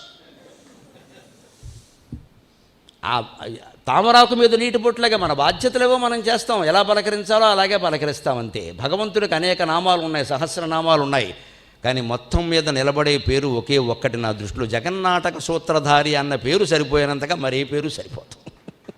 ఇది మొత్తం నాటకం నడిపిస్తున్నది ఆయన. పాత్రధారులం మనం, ఆడించినట్టు ఆడతాం, దానికేముంది, మన శక్తియుక్తుల మేరకు ఆడతాం. మనకి ఎంతవరకు స్వేచ్ఛ ఉంటుంది అంటే పశుపాశ విమోచని అంటారు లలితా సహస్రంలో. పశుపాశ విమోచని, పశువుకు పాశ్యం ఏమిటి, మళ్ళీ విమోచన ఏమిటి? పశువు బంధింపబడిందా అంటే బంధింపబడింది. కానీ రైతు ఏం చేస్తాడంటే దూడనైనా ఆవునైనా కట్టేస్తాడు, కొయ్యకు కట్టేస్తాడు, కానీ పొత్తిగా గుంజకి మెడకు కట్టేయడు. కొంత తాడు ఉంటుంది అక్కడ, కొంత తాడు ఉంది. అంటే దానికి ఎంతవరకు స్వతంత్రం ఉంది? ఆ తాడు అనుమతించినంత వరకు ఆ వృత్తాకారంలో ఎంతైనా తిరగచ్చు. ఆ తాడు అనుమతించినంత వరకు అది 10 గజాలు ఆ సర్కిల్లో ఎంతైనా తిరగచ్చు. అందిన గడ్డి మేయచ్చు, అందకపోతే అందుకుని కూడా మేయచ్చు, కానీ ఆ తాడు తెంచుకుని వెళ్ళడానికి వీల్లేదు. అలాగే జీవుడికి స్వేచ్ఛ ఉందంటే ఉంది. నీ కర్మఫలాలు అనుమతించినంత వరకు నీకు జీవితం ఉంది, నువ్వు స్వేచ్ఛగానే వ్యవహరించి. ఆగామి కర్మ, కర్మ అంటే అంత భయపడి చచ్చిపోక్కర్లేదు. సంచిత కర్మ ఉంటుంది, అది జ్ఞానంతో పోతుంది, ప్రారంధం అనుభవించక తప్పదు. ఆగామి కర్మ ఎట్టు కమ్, ఇంకా చెయ్యలేదు, మంచి పనే చేసుకోవచ్చు కదా, ఎవరొద్దన్నారు? ఆగామి కర్మ గురించి చెప్పకపోవడం వల్లే కర్మ అంటే భయపడి చచ్చిపోయి కర్మ అని ఒత్తి పెడుతున్నారు. పండితులు అందరూ ఉన్నారు తెలుసు, దానికి ఒత్తు ఉండదు, మామూలు కాయే, కడవలో కమల్లో దానికి అందుకు ఒత్తి ఎందుకు వచ్చింది? మన కర్మ వల్ల వచ్చింది. పైగా కర్మ అనేదానికి మంచి పని కూడా ఉంది కదా, మంచి పుణ్యకర్మ కూడా కర్మే కదా. అని కర్మ అనగానే నెత్తుకొట్టుకోవడం ఎందుకు వచ్చిందంటే మనకి ఇష్టం లేకపోవడం వల్ల. దానికి ఒత్తుక్క కూడా పెట్టేసాం మనం. ఖచ్చితంగా మాట్లాడాలి, కాయే ఉంటుందండి ఖచ్చితంగా అంటే కడవ, కమల్లో ఖచ్చితంగా అని ఒత్తక్కల. ఎంత ఖచ్చితంగా చెప్పినా ఖచ్చితంగానే అది. నెగంటివ్ చూసుకోండి, ఒత్తుక్క ఉండదు, మామూలుగానే ఉంటుంది. మన పలుకుబడి వల్ల, మన మనస్తత్వం వల్ల కొన్ని అక్షరాలు మారిపోలా, అలాగే సిద్ధాంతాలు మారిపోయే తప్పితే ఇందులో అంత కష్టపడవలసిందేం లేదు. ఇది ఒట్టిదని ఎరుంగుము కానీ పట్టుకొనుము. అందుకని గాలిపటంలో పట్టుకుని దీపకర్ణి పేరు మీద మన అందరికీ ఉపదేశం చేస్తున్నాడు. పిల్లాడు గాలిపటంతో ఆడుకుంటాడయా, దారాలు కూడా ముడేస్తాడయా, డాబా మీద కడతాడు, పక్కింటి మీద కడతాడు, ఆడేస్తాడు, అందరితోనూ పోటీలు పడతాడు. ఎప్పుడో ఒక దశలో ఇంకా ముడివేసినా ఇది నిలబడదు. ఈ దారపుండ అయిపోవడం కాదు, ఎన్ని దారాలు తెచ్చి ముడివేసినా ఇంక ఇది నిలబడదు అనిపిస్తుంది. ఆ అనిపించినప్పుడు వాడు పట్టు విషువారన్ వీడి ఒక్కసారి విడిచిపెట్టేసి, అప్పుడు కూడా నా గాలిపటం పోయింది అనుకోట, అది ఆకాశంలో ఎగిరిపోతూ ఉంటే హేలాలిప్సన్ పరువెత్తి గంతులిడు లీలల్ దైవలీలల్ కదా. అప్పుడు కూడా ఆనందంగా డాబా మీద తిరుగుతూ నా పటం స్వర్గంలో ఉంది అంటట. వాడు ఆనందం చూడండి. అదే కదమ్మా, ఎవరైనా గతించినా, బంధం విడిపోయినా స్వర్గంలో ఉన్నారనుకోవచ్చుగా, ఆనందిస్తున్నారనుకోవచ్చుగా. ఎందుకని అంత దుఃఖపడిపోవాలి? కష్టం నుంచి తేరుకోవడం ఎప్పుడూ కష్టమే, కానీ మనని మనం ఓదార్చుకోవడానికి ఎన్ని కావ్యాలు ఉన్నాయండి. లీలార్థంబుగమేలి గాలిపటమోలిం తెచ్చి బద్దానితో బాలుండాడిన దాకనాడి గగన ప్రాంతాన దారాడ దారాలెన్నో ముడివైచి పట్టు విషువారన్ వీడి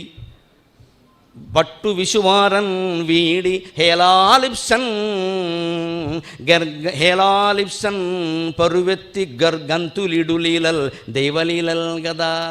ముడివేసేది ఆయన, వేస్తున్నాడు. ఇంక వీడు అనుభవించాల్సిన కర్మఫలాలు అయిపోయినాయి, ఇంకా ముడేస్తే ఉపయోగం లేదు. ఒక మనిషి చూడండి, జీవితంలో మహాదుఖం వచ్చినప్పుడు చచ్చిపోదాం అనుకుంటాడు, ఆత్మహత్య చేసుకుందాం అనుకుంటాడు.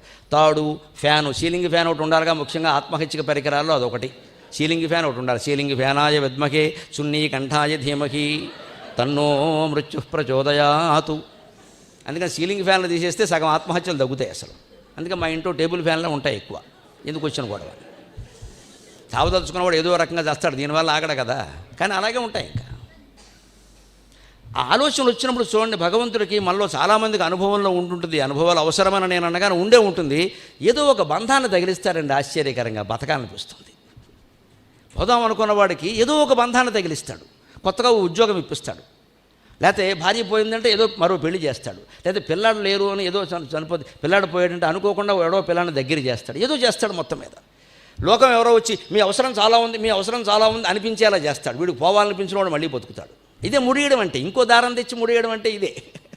అది పోతుంది, మళ్ళీ ఇంకో దారం అంటే ఇంకో నీ పని ఉంది, నువ్వు ఉండాలి, నువ్వు అలా అంటే అలాగే, నీలాంటి వాడు మరొకడు ఉంటాడా, ఇలా ఎవడో చెప్తాడు మనకి.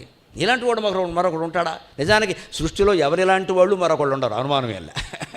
ఎవరికి వారు, ఎవ్రీబడి ఈజ్ యూనిక్. ఎవరిలాంటి వాడు మరొకడు ఉండడు. మనలాంటి వాడు అంటే మనమే, మరి ఇంకొకరు ఉండాలి. వీళ్ళ గగనం గగనాకారం సాగరోముఖ రామరావణయోరు యుద్ధం రామరావణయోరివ. జీవితంలో ఏదైనా అంతే, మనం పోలుస్తాం కానీ ఏ పోలిక సరిపోదు, ఖచ్చితంగా తేడాలు ఉంటాయి. ఎవరికి వారే.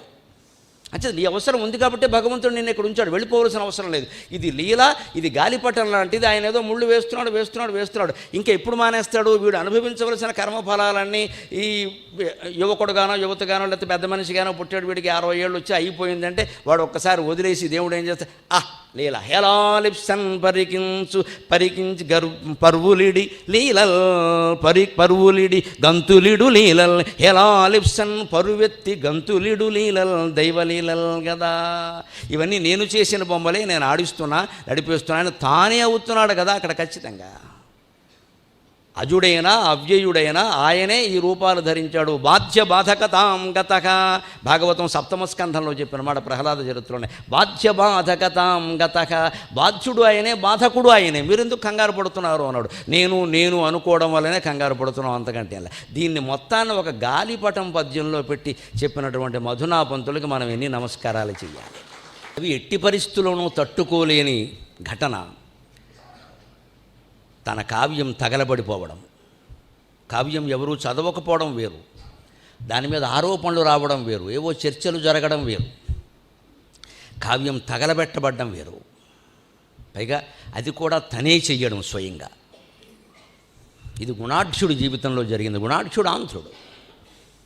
సునశ్శేపుడు కథతో మొదలుపెట్టి హరిశ్చంద్రుడు, వరుణుడు ఆ కథ చెప్పుకుంటూ వచ్చి, దీపకర్ణి కథ చెప్పి, శాతకర్ణి, శాలివాహనుడు, ఆంధ్ర చక్రవర్తుల్లో మొదటివాడైన అతని కథ చెప్పి, శాలవాహన చక్రవర్తి దగ్గర గుణాఢ్యుని కథ చెబుతారు మధునాపంతుల వారు. కవితో సాటి కవితో పోటీపడి రాజుగారికి సంస్కృతం ఇన్ని నెలల్లో నేర్పుతాను ఉంటే నేర్పలేకపోయాడు. ఆయన ఏదో ఇంకొక ఆయన నేర్పాడు, శరవరమో ఎవరో. దాంతో ఈయనకి అన్న మాట ప్రకారం నిలబడే రకాలు కదా, వెంటనే మాట మార్చేసి పత్రికల వారు వక్రీకరించారనే రకాలు కాదు. ఇంకా వారు ఎవరు వక్రీకరించడాలు ఉండవు, అప్పుడు ఖచ్చితంగా చేస్తారంతే. గుణాఢ్యుడు నేను అడవులకు వెళ్ళిపోతాను, మౌనంగా ఉంటాను, నాకు వచ్చిన భాషలు ఏవి మాట్లాడను అన్నాడు. ఏం పండితుడండి, ఏం పౌరుషం అసలు. అదే పౌరుషవంతుడు శాంతుడు అన్నమాటకు నిలబడ్డాడు. నేను అన్నాను కదా, శరవరం నెగ్గాడు, నాకు కుదరలేదు. కుమారస్వామి అనుగ్రహం వల్ల ఆయన నేర్పగలిగాడు. భగవద్ అనుగ్రహం ఉంటే ఏదైనా సాధ్యమే. కర్తుం అకర్తుం అన్యథా కర్తుం అంటారు దేవి భాగవతంలో. ఏదైనా చేస్తున్నాము వారు అని ఆయనకు అనుగ్రహం ఉంది, సాధ్యమైంది, వదిలేయండి. నాకు సాధ్యం కాలేదు, మరి నేను అన్నమాట ప్రకారం వెళ్ళిపోవాలి కదా అని తనకు వచ్చిన భాషలన్నీ కావాలనే మాట్లాడడం మానేసి అడవులకు వెళ్ళిపోతాడు, మౌనంగా ఉంటాడు.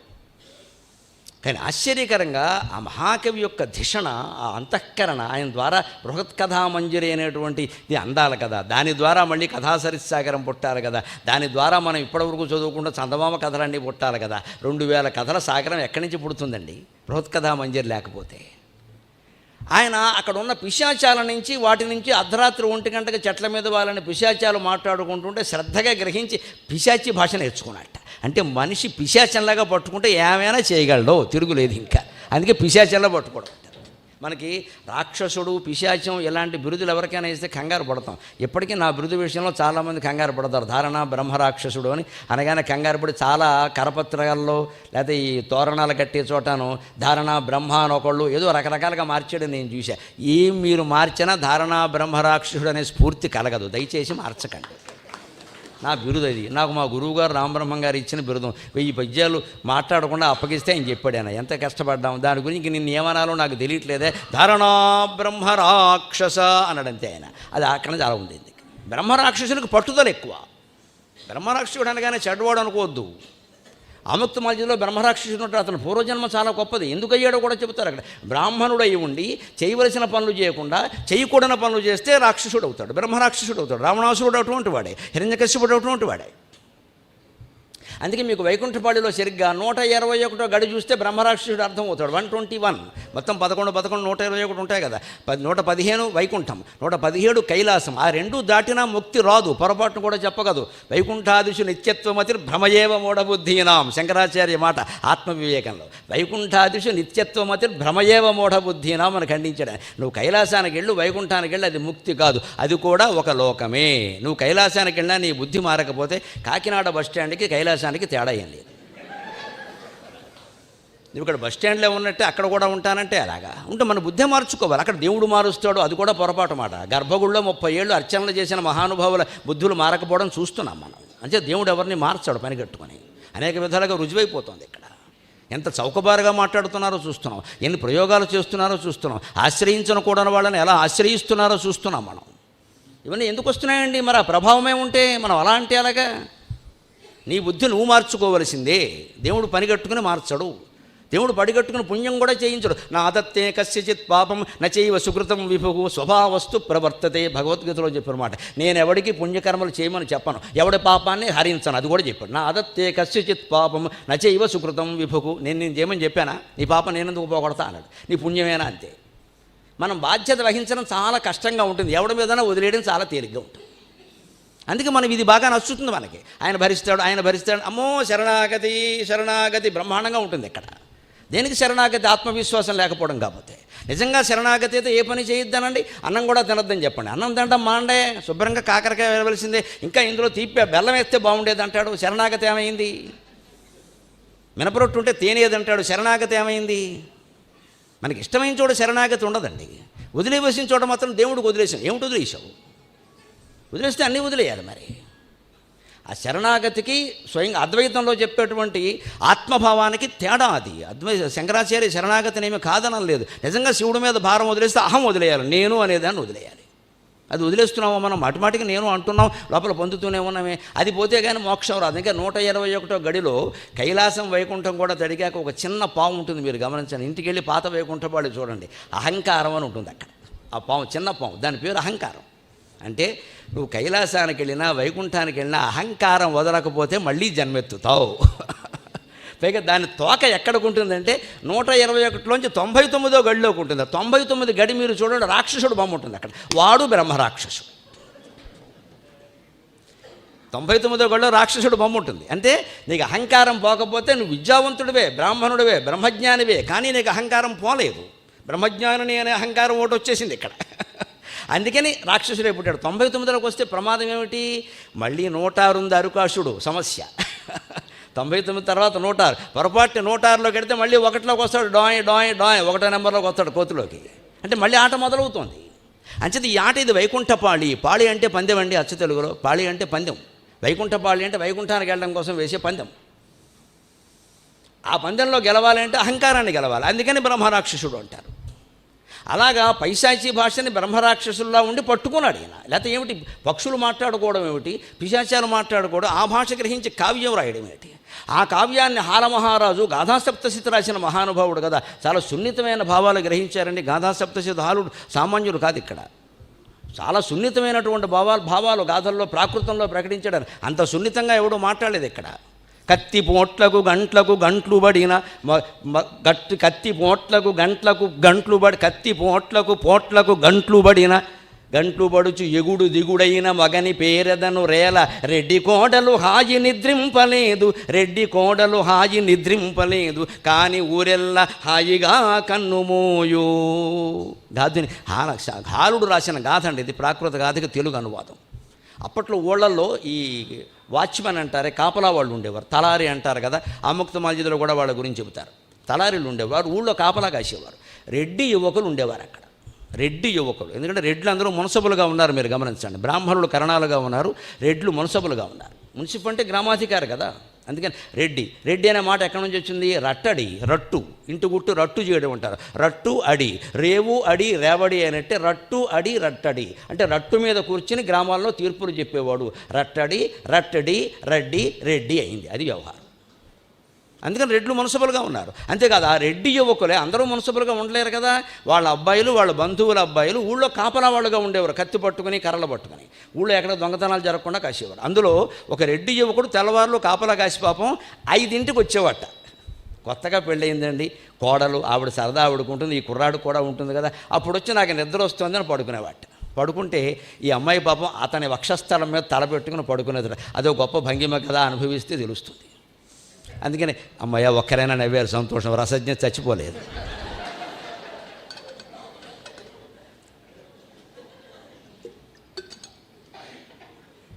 ఈయన 5ంటికి వచ్చాడు కాపలా కాసి. అలా వచ్చేసరికి మనకి అల్లు అర్జున్ బాబుతో 6 ప్యాక్ 8 ప్యాక్లో ఉంటాడు కదా మనిషి మరి. అందుకని ఇలా తీసేసి పడుకున్నాడు ఆయన. పాపం ఆవిడొచ్చి ఈ వక్షస్థలం మీద తలపెట్టుకు పడుకుంటే నిద్ర పట్టట్లేదు ఆవిడకి. ఎందుకంటే కత్తిపోట్లు తిని, బాణపు దెబ్బలు తిని, బల్లెపు దెబ్బలు తిని అతని వక్షస్థలం ఎగుడు దిగుడైందిట. కాయలు కాసిందనమాట. కాయలు కాసిన వక్షస్థలం మీద స్త్రీ సున్నితంగా తన కపోలాన్ని ఆంచి పడుకోవడం కష్టం కదా. అందుకని ఇలా పడుకుని లేచి ఏమిటో వద్దంటే వినరే కాపలా పని, సాఫ్ట్వేర్లో చేరినా బాగుండేది అని ఏదో అంటూ ఉండేది ఆవిడ. అలా అంటే అలాగా, మన కులవృత్తి ఎప్పటి నుంచో వస్తుంది, మనం చేసుకోవాలి, మనం కాకపోతే ఎవరు చేస్తారు, ఇంకో కులం వాళ్ళు చేయగలరా, పౌరుషం మనకే ఉంది అని ఏదో సర్ది చెబుతున్నట్ట. దాని మీద బాలుడు గాథాసప్తశతిలో గాథ రాస్తున్నాడండి. కత్తిపోట్లకు గంట్లకు గంట్లు పడిన ఎగుడు దిగుడైన మగని పేరెదను రేల రెడ్డి కోడలు హాయి నిద్రింపలేదు, కానీ ఊరెల్లా హాయిగా కన్నుమూయు. ఆ అమ్మాయి పడుకోవడానికి ఇబ్బంది పడవచ్చు, కానీ ఈ ఇద్దరు దంపతులు మెలకుగా ఉండడం వల్ల వీళ్ళకి నిద్ర లేకపోవడం ఊరంతా హాయిగా పడుకున్నారు కదా అన్నారండి. అంటే నీ జీవితం నీ ఒక్కడి కోసం కాదు, ఊరంతటికీ ఉపయోగపడాలి. ఇది సరిగ్గా రాజమండ్రిలో ఉండి మాట్లాడుకోవలసిన మాట. నన్నయ్య గారు అన్నది ఇదే కదా, నృతజల పూరితంబులగు నూతులు నూరిటి కంటే సునృత వ్రత ఒక బావి మేలు, మరి బావులు నూరిటి కంటే ఒక్క సత్క్రతువది మేలు, తత్క్రతు శతంబున కంటే సుతుండు మేలు, తత్సుత శతకంబు కంటే ఒక సునృత వాక్యము మేలు చూడగన్. నువ్వు ఈ కుటుంబం కోసం తవ్వుతారు, అంతకంటే ఒక బావి తవ్వయా అంటే నీకంటే నీ కుటుంబం ముఖ్యం. వ్యక్తిగత సౌఖ్యం కంటే కుటుంబం ముఖ్యం, కుటుంబం కంటే ఊరంతా ముఖ్యం. కానీ ఎన్ని బావులు తవ్వినా వర్షం కురవాలి కదా, అంటే యజ్ఞం చేయాలి కదా. యజ్ఞం చేస్తే వర్షం వచ్చిందనుకోండి, మన ఊళ్ళో బావులు కాదు పక్క ఊళ్ళో కూడా కురుస్తుంది. అంటే ఇంకాస్త ఎదగడం. నాన్నయ్య గారు చెప్పింది అది. నువ్వు వ్యక్తిగా ఉన్నావు, కుటుంబంగా ఎదుగు, అలాగే ఊరు గ్రామంగా ఎదుగు, అక్కడి నుంచి మొత్తం సమాజంగా ఎదుగు. అయినా సత్యాన్ని మర్చిపోకు. నీ తర్వాత నీ కొడుకు కూడా యజ్ఞం చేసేలా చూడు. ఇక్కడ కూడా మళ్ళీ స్త్రీవాదులు ఒక విమర్శ చేసేవారు పూర్వం. ఏంటంటే నాన్నయ్య గారి దగ్గర నుంచి మొత్తం పురాణాల్లో అంతా సుతశతకంబని కొడుకే చెప్పారు, కూతురు గలగాలని చెప్పలేదు. మన సంస్కృతిలో చాలా మేకు బిగింపులు ఉంటాయండి నర్మగర్భంగా. ఈ కొడుకు యజ్ఞం చేయాలంటే పక్కన ఇంకొకరు కూతురు కోడలుగా ఉండాలమ్మా, లేకుండా కుదిరే పని కాదు అది. మొగాళ్ళు లేకుండా ఆడాళ్ళు 100 నోములు నోయచ్చు. మంగళవారం నోము, సోమవారం నోము, 1,00,000 ఒత్తులు నోము. మొగుడు లేకపోతేనే మంచిది అసలు. లేకపోతే ఈ 1,00,000 ఒత్తులో సగం లాగేస్తాడు వీడు పక్క నుంచి. వితంతువులో చేస్తారు దాన్ని. అంచేది మగాళ్ళు లేకుండా ఆడవాళ్ళు చేసే పూజలు, వ్రతాలు, నోములు ఉన్నాయి. కానీ ఆడది లేకుండా మగవాడు సత్యనారాయణ వ్రతం చేయడానికి కూడా అర్హత లేదు. చచ్చినట్టు ఆవిడ పోతే రవికల గుడ్డైనా బొడ్లో దూపకం చేయాల్సిందే, వేరే గతి లేదు. రామచంద్రమూర్తి అంతటి వాడు కూడా విగ్రహాన్ని పక్కన పెట్టుకునే చేశాడు, వేరే దారి లేదు. అందుకని కొడుకు యజ్ఞం కంటే కొడుకు ఎందుకు గొప్పవాడు అంటే వీడు యజ్ఞం చేస్తాడు కాబట్టి, వీడు అమెరికా, ఆస్ట్రేలియా వెళ్ళి వైద్యం చేస్తాడని కాదు, వీడు యజ్ఞం చేస్తాడు కాబట్టి, ఆ వారసత్వాన్ని కొనసాగిస్తాడు కాబట్టి, ఆ కులవృత్తులు కొనసాగుతాయి కాబట్టి చెప్పారు. మరి చేయని దానికి దేనికి ఇక్కడ. ఇప్పుడు అమెరికా వెళ్ళిన వాళ్ళు, ఆస్ట్రేలియా వెళ్ళిన వాళ్ళు ఏమీ చేయకపోగా కరోనా వ్యాధి పట్టుకొస్తున్నారు అక్కడి నుంచి. ఇప్పుడు హిందీలో ఎవరైనా మాట్లాడితే నాకు మొన్న హైదరాబాద్లో అనుమానం వచ్చింది. హమ్ నై కరంగే అంటే కరోనా కరోనా అంటున్నాడు. ఇందులో ఎవరికో ఉందిరా అన్నాను. నేను చేయను అంటే వీడు కరోనా కరోనా అంటున్నాడు. వీడికి ఏదో ఉందిరా అని నేను దూరంగా వెళ్ళాను వెంటనే. అందుకని విదేశాలు వెళ్ళి చేస్తున్నది ఏమిటండి, ఇప్పుడు అక్కడి నుంచి రావడానికి కూడా లేకుండా పోయింది. అక్కడున్నారు ఇక్కడున్నారని గొప్పలు చెబుతున్నాం మనం. మనకు ఉపయోగపడలేదు, దేశానికి ఉపయోగపడలేదు. వాళ్ళకు వాళ్ళు ఉపయోగపడుతున్నారు అంతే. వాళ్ళకు వాళ్ళు ఉపయోగపడుతున్నారు అంతే. మనకేమిటి ఉపయోగం, ఈ దేశానికి ఏమిటి ఉపయోగం? అందుకని దాన్ని దృష్టిలో పెట్టుకుని నీ నుంచి కుటుంబం, కుటుంబం నుంచి గ్రామం, గ్రామం నుంచి మొత్తం సమాజం. అలాగే నీ కొడుకు కంటే కూడా సత్యం గొప్పది. తత్సుత సత్యగంపు కంటే భారతానికి మూలం అదే. 100 మంది కొడుకులున్న ధృతరాష్ట్రుడు ఓడిపోయాడు, సత్యానికి కట్టుబడిన ధర్మరాజు గెలుపొందాడు.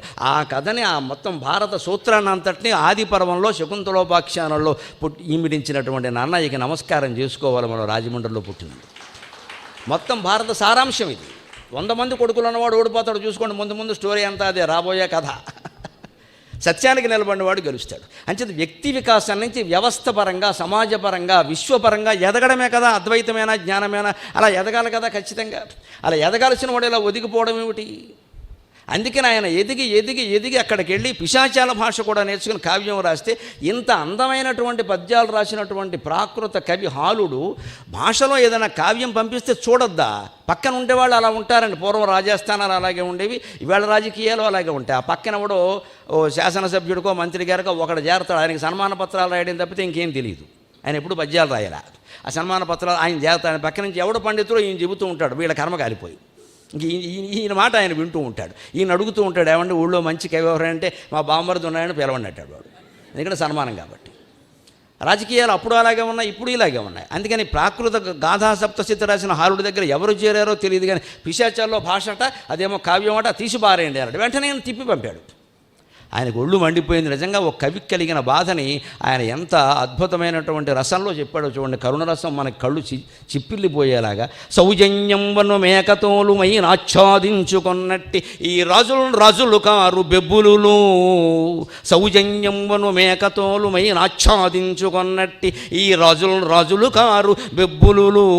వీరా మా శ్రమశ్వేద పాధోజాలంబు హరించువారు. వీరా మా శ్రమశ్వేద పాధోజాలం హరించువారు. కృతియుత్తుం మెచ్చిగైకోగదే, కృతియుత్తుం మెచ్చిగైకోగదే. నీ జిహ్వాగ్రమ్మునకుం ధనంజయుడ, నీ జిహ్వాగ్రమ్మునకుం ధనంజయుడ రాణించుం చిరస్థాయిగన్. సౌజన్యం అనే మేకతోలు పైన కప్పుకున్న బొబ్బులే అన్నాడండి రాజకీయాన్ని. ఎప్పుడు అన్నాడు? 100 ఏళ్ల క్రితం అన్నాడు. ఆవేళకి ఇవేళకి ఉన్న తీరు చూడండి. ఈవేళ 100 ఏళ్ళుగా కూడా మారలేదు అంటే, ఆవేళ మధురాపంతులు రాసిందో, మహాకవి శ్రీశ్రీ రాసిందో, అవినీతి బంధుప్రీతి చీకటి బజారు అలముకొన్న నా దేశం ఎటు దిగజారు అన్నాడే. 60 ఏళ్ల క్రితం సినిమాలో రాసిన పాట ఇప్పటికీ అలాగే ఉంది. ఆ మహాకవుల మాటలు నిజమయ్యాయని ఆనందిద్దామా, దేశం అలాగే ఉందని ఏడుద్దామా? ఆలోచించద్దా ఆలోచింతురుగాక మీరలు. కవి ఆలోచింపజేయడం కోసం పుడతారండి. కవి అంటే శ్రీ మహావిష్ణువు. ఆలోచింతురుగాక మీరలు రసవ్యాసంగ సంగంబునన్ కాలంబుల్ మతముల్ కులాభిమతముల్ ఖజాల వాటంకముల్. ఎక్కడో అవధానంలో కవి గురించి చెప్పండి అంటే వచ్చిన పద్యం ఇది. ఆలోచింతురుగాక మీరలు రసవ్యాసంగ సంగంబున కాలంబుల్ మతముల్ కులాభిమతముల్ కాజాల వాటంకముల్. వ్రాలన్నేర్వని పొద్దు కావ్యము, వ్రాలన్నేర్వని పొద్దు కావ్యము సుధావారాసి మధ్యంబునన్, సుధావారాసి మధ్యంబునన్ లీలామానుష వేషధారి కవి. ఆలోచింతురుగాక మీరలు రసవ్యాసంగ సంగంబునన్ కాలంబుల్ మతముల్ కులాభిమతముల్ కాజాల వాటంకముల్ వ్రాలన్ నేర్వని పొద్దు కావ్యము సుధావారాసి మధ్యంబునన్ లీలామానుష వేషధారి కవి తల్లీలల్ మహాశ్చర్యముల్. వ్యక్తి సమగ్రంగా ఎదగడం కోసం కావ్యం రాస్తాడు కదా, అటువంటి కావ్యాన్ని రాజు ఆదరించకపోతే ఆ రోజుల్లో గతి ఏమిటి? ఇవాళ మేము నిజంగానండి గుణాఢ్యుడి కంటే మధునాపంతుల వారి కంటే కూడా అదృష్టవంతులమండి. మా కావ్యాలని, మా పద్యాలని, మా ప్రసంగాలని, మా అవధానాలని ఆదరించింది ప్రజలే తప్ప నాయకులు కాదు. ప్రజలే తప్ప నాయకులు కాదు. ప్రజల కారణంగానే మాకు ఈ వైభవం పట్టింది. ప్రజల కారణంగానే నాకు ఈ వైభవం పట్టింది. ఈ ప్రసంగానికి వస్తుంటే ఇందాక ఒక కాలేజీ దగ్గర ఆగింది. కాలేజీలోంచి పిల్లలు బయటకు వచ్చి, ఇంటర్మీడియట్ పిల్లలండి, వాళ్ళకి నేనెలా తెలుస్తాను? ఇంటర్మీడియట్ పిల్లలు బయటకు వచ్చి కారు అద్దం మూసి ఉన్నా సరే అక్కడ ఆగడం వల్ల అక్కడ వచ్చి నిలబడి పానీపూరి అంటున్నాడు. నేను నమస్కారం అన్నాను. నేను పానీపూరి గురించి చేసిన మాట ఇంటర్మీడియట్ పిల్లల దగ్గరికి వెళ్ళిపోయింది. నా జన్మ చరితార్థమైంది అనుకున్నాను. అటువంటి వ్యాఖ్యానాలు తప్పితే వెళ్ళవండి. కానీ అందుకోసం వాడు ఇవాళ ఏం చేస్తున్నాడంటే, ఇది ఇంత బాగా చెప్పాడంటే వేరే ఏం చెప్పాడు అని వాడు అన్నీ సెర్చ్ చేస్తాడు, వెతుకుతాడు. అందులో మధునాపంతుల వారి మీద గరికిపాటి ప్రసంగం కూడా వెతుకుతాడు. నాకు కావాల్సింది ఆకట్టుకోవాలి. ముందు మనం ఆకట్టుకోవాలి. జోకులు అంటే కుదరదు. జోకులు లేకుండా ఎవడో వెండెక్కడ, లేకపోతే జోకొట్టినట్టే ఉంటుంది ఉపన్యాసం. జోకులు లేకపోతే జోకొట్టడమే. మన పురాణాలు కూడా మీరు గమనించండి. అధిప అనఘా, ఈ మాటలు ఎందుకో నాకు అర్థం కాదు. పద్యాల మధ్యలో ఓ రాజా అనఘా పాపము లేనివాడా, వాడు పాపంలో ఉన్నాడని వాడు చెప్పాడా అంటే ఆ వింటున్నాడో లేదో అని అప్పుడు వ్యాసుడో శుకుడో ఓసారి జోకూడదు. అనఘా అధిప రాజా అంటాడు అన్నమాట. అంటే వీళ్ళు లేస్తాడు, లేకపోతే వింటూ నిద్రపోతాడు. జనమేజయుడైనా అంతే, పరీక్షిత్ అయినా అంతే. ఈ సంబోధనలు ఎంతో జోక్స్ అంతే ఉండాలి, లేకపోతే అలాగే ఎవడు వింటాడు అక్కడ. కానీ అందుకోసం కాదుగా ఉపన్యాసం, ఒక సావిష్కరణ అంతే. ఇది సౌజన్యం అనే మేకతోలు కప్పుకున్న బెబ్బులు వీళ్ళు పైకి నవ్వుతూ మాట్లాడతారు. మనం ఈ నాయకులను కదా ఆశ్రయించాల్సి వచ్చింది. నిజమైనటువంటి దాతలు ప్రపంచంలో చాలామంది ఉన్నారు. సాహిత్యానికి, సంగీతానికి అంటే ఆస్తులు ధారపోవడానికి సిద్ధంగా ఉన్నారు. ఇప్పటికీ ఉన్నారు. వాళ్ళు ఉన్నంతకాలం సంగీత సాహిత్యాలు బాగానే ఉంటాయి. నాయకులను ఆశ్రయించక్కల్లా. వీళ్ళిచ్చేదంతా వీళ్ళకి ఇచ్చే ఫండ్స్ ఎంత? వీళ్ళకే నిధులు లేకపోతే మనకేమిటి ఇస్తారు? నిధులు ఇచ్చేది ప్రతినిధులు కాదు, ప్రజలు ఇస్తారు నిధులు ఇప్పుడు కూడా. అది దృష్టిలో పెట్టుకోవాలి. అందుకని ఇవి నమ్మద్దు అనడానికి పాఠం అండి ఇది. వీరామ శ్రమస్వేద పాథోజాలంబు హరించేవారు. మేము శ్రమించి చెమటోడ్చి రాసిన కార్యానికి లెక్కలు కట్టేవాళ్ళు, హరించేవాళ్ళు వీళ్ళే లెక్క కడతారు. వాడికి ఏం తెలుసు కనుక అందులో. అందుకని కృతియుక్తం మెచ్చి గైకోగదే అని నీ జిహ్వాగ్రమణం ధనంజయుడా అన్నాడు. ధనంజయుడా అనేది 3 విధాల గొప్ప ప్రయోగం. ఒకటి అగ్నికి ధనంజయుడు అనేటువంటి నామం ఉంది, అది తిరుగులేదు. కానీ నా కావ్యాన్ని కూడా నేను అగ్నికి ఇవ్వడం లేదు, రాజుకే ఇస్తున్నా అన్నాడు. ధనంజయుడు అంటే రాజు. మీరు రాజుల్లో గమనించండి, 90% మంది క్షత్రియుల గోత్రం ధనంజయ గోత్రమే.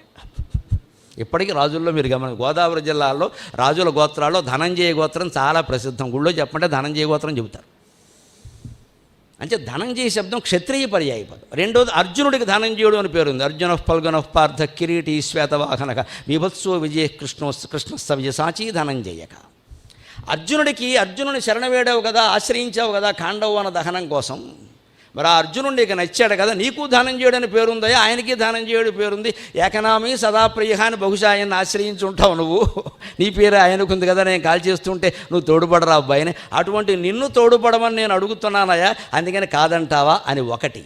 రెండోది, ధనంజయ శబ్దానికి పంచ ఉపప్రాణాల్లో ధనంజయ వాయువు ఒకటి.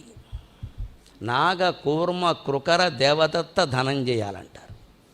కావ్యాన్ని అంకితం ఇచ్చేటప్పుడు ఎప్పుడు హృదయపూర్వకంగా ఇవ్వాలి, మొహమాటానికి ఇవ్వకూడదు. వాళ్ళు ఏమనుకుంటారో అని అంకితం ఇవ్వడం, ఆయన శాలువా కప్పడం, అది పనికిరాదు ఇక్కడ. అసలు ఈ కావ్యాన్ని పూర్తిగా చదివి అర్థం చేసుకుని ముద్రించిన వాడికే పూర్వం అంకితం ఇచ్చేవారు. మా అక్కకి అంకితం, మా మేనకోళ్ళకి అంకితం కుదిరేది కాదు. ఇది అవన్నీ నువ్వు సరదాగా చేసుకున్నవి. కావ్యం అంకితం తీసుకుంటున్నామంటే దాన్ని పూర్తిగా చదవాలి, అర్థం చేసుకోవాలి, లేదా చదివించుకుని వినాలి. అప్పుడు దాన్ని ముద్రించాలి, ముద్రణ ఖర్చులన్నీ భరించాలి. కవి కుటుంబం కనీసం 1 ఏడాది పాటు లోటు లేకుండా పొతకడానికి అవసరమైన ధనాన్ని ఆ కవికి ఇవ్వాలి. అంకితానికి యోగ్యత అంటే ఇది. ఊరికే అంకితం, మొక్కజొన్నకి అంకితం అంటే కుదరదు ఇక్కడ. మనకి ఏదో సరదాగా నడిపించుకోవడం కాదు, అంకితం అంటే అంతే. అంటే ధనంజయ శబ్దంలో మీకు హృదయపూర్వకంగా ఇవ్వాలి కదా. సరిగ్గా ఉపప్రాణాలు 5 ఉన్నాయి కదండి. నాగ కూర్మ కృకర దేవదత్త ధనంజయాలు. అందులో నాగవాయువు వాక్కుని ప్రసరింపజేస్తుంది, కూర్మవాయువు రెప్పలు అల్లాడడానికి సహకరిస్తుంది. కృకరవాయువు కంటి లోపల గుడ్డు కదలికల్ని శాసిస్తుంది, నడిపిస్తుంది. కంటి లోపల జీవం కూడా అది. ఈ తర్వాత నాగ, కూర్మ, కృకర, దేవదత్తం అనే వాయువు కంఠంలో ధ్వనికి సహకరిస్తుంది. అందుకే అర్జునుడి కంఠం శంఖంలా ఉంటుంది. అర్జునుడి శంఖం పేరు దేవదత్తం. అగ్ని దేవదత్తమే కాకుండా పేరు కూడా. ధనంజయ వాయువు హృదయంలో ఉంటుంది ఎప్పుడు కూడా. ఆ రక్త ప్రసారం జరగడానికి, ఊపిరితిత్తులు నడవడానికి అన్నిటికీ హృదయం మూలం. ఆ హృదయంలో ఉండే వాయువును ధనంజయ వాయువు అన్నారు. నా హృదయంలో నువ్వు ఉన్నావయ్యా. బ్రాహ్మణుడు హృదయంలో ఉండేది అగ్నిదేవుడే ఖచ్చితంగా. ఇతర దేవతల కంటే ముందు బ్రాహ్మణుడికి అగ్నిదేవుడే మూలం. అందుకే ప్రవరుడికి హిమాలయాల్లో ఆపద వచ్చినా సరే వేరే దేవతలను ఎవరిని ఆయన అడగలేదు. బ్రహ్మ విష్ణు మహేశ్వరుని అడగలేదు. నువ్వు నాకు బాకీ అని అగ్నిదేవుడిని అడిగాడు. నేను నిన్ను పూజించానా లేదా, పంచయజ్ఞాలు చేశానా లేదా, నన్ను నువ్వు కాపాడపోతే ఎవరు కాపాడతారు? అందుకని బ్రాహ్మణుడు హృదయంలో ధనంజయుడు ఉంటాడు. ఆ ధనంజయ వాయువుకి సరైనటువంటి పదాన్ని 3 అర్థాల్లో, అర్జునుడు అనే అర్థంలో, ఉపప్రాణవాయువు అనే అర్థంలో, అగ్ని అనే అర్థంలో అన్ని విధాలా ప్రయోగించి శబ్ద సామర్థ్యాన్ని కూడా నిరూపించుకున్న కవి మధునాపంతుడు.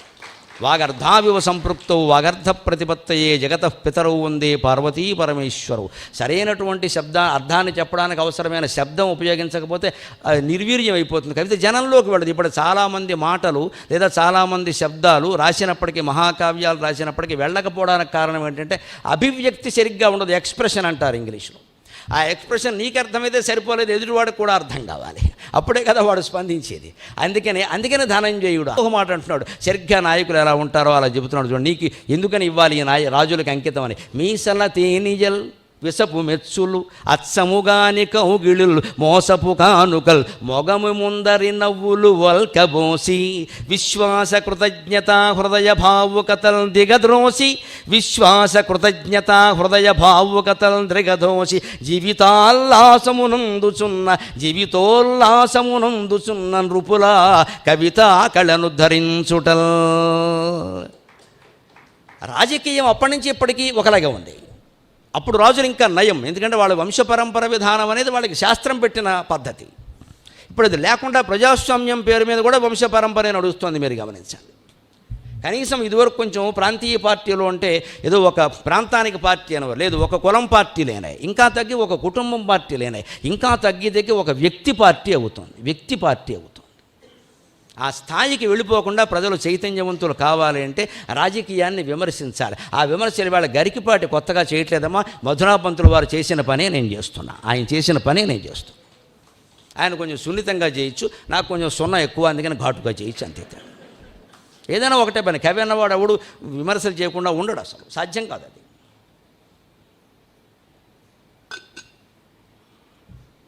విశ్వనాథ సత్యనారాయణ గారు చెబుతాడు, లోకంతో సంఘర్షణ పడడమే కవిత్వం అన్నాడు. లోకంతో సమన్వయం కాదు, నేను సంఘర్షణ పడతాడు. సంఘర్షణ లేదే కవిత్వం రాదు, ఆవేశం లేదే కవిత్వం రాదు. ఆవేశం ఎప్పుడు వస్తుంది? సంఘర్షణ వచ్చినప్పుడే. సమన్వయం ఉంటే ఎందుకు వస్తుంది? మీసపు తేనీయల్, ఎంత గొప్ప మాట అండి. ఇవాళ పిల్లలకు అర్థం కాని మాట జాతీయంగా. ఉడుము అర్థమైతే ఇది అర్థమవుతుంది. కోట మీద బాకడానికి ఉడుము వదిలిపెడతారు. మామూలు మనుషుల మీద మీసాలు మనుషుల మీద తేనె తాగుతూ ఉంటే మీసాలకు కొంచెం అంటుకుంటుంది. ఎంత ఊరికే నాలుగు పైపి పెట్టినా చూడడానికి చక్కగా ఉంటుంది, కానీ వీడికి అందదు. అదొకటి. దాన్ని ఉద్దేశం పెట్టుకున్నారు. మీసాలపై తేనీయలు అనే మాట ఎందుకు వస్తుందంటే, ఉడుముకి మూతి మీద తేనె రాస్తారు.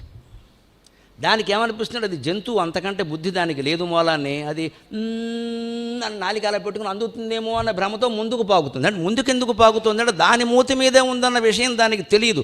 కళ్ళ ముందు కనపడుతుంది ఆ తేనె, ఆ లేత పసుపు రంగులు. అది ముందుంది అనుకుని ముందు కడుతోంది. ఎంతవరకు వెళ్ళింది? కోట గోడ ఎంతవరకు ఉందో అంతవరకు వెళ్ళింది.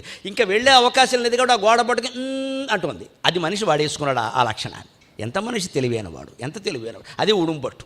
దానికి ఆ తేనె దొరకదు, ఇది కోట కూడా వదలదు. ఈలోగా వీడు పైకి ఎక్కేస్తాడు, శత్రువులను జయిస్తాడు. అది మనిషి తెలివి. ఉడుము పట్టు అనే మాట అందుకే వచ్చింది.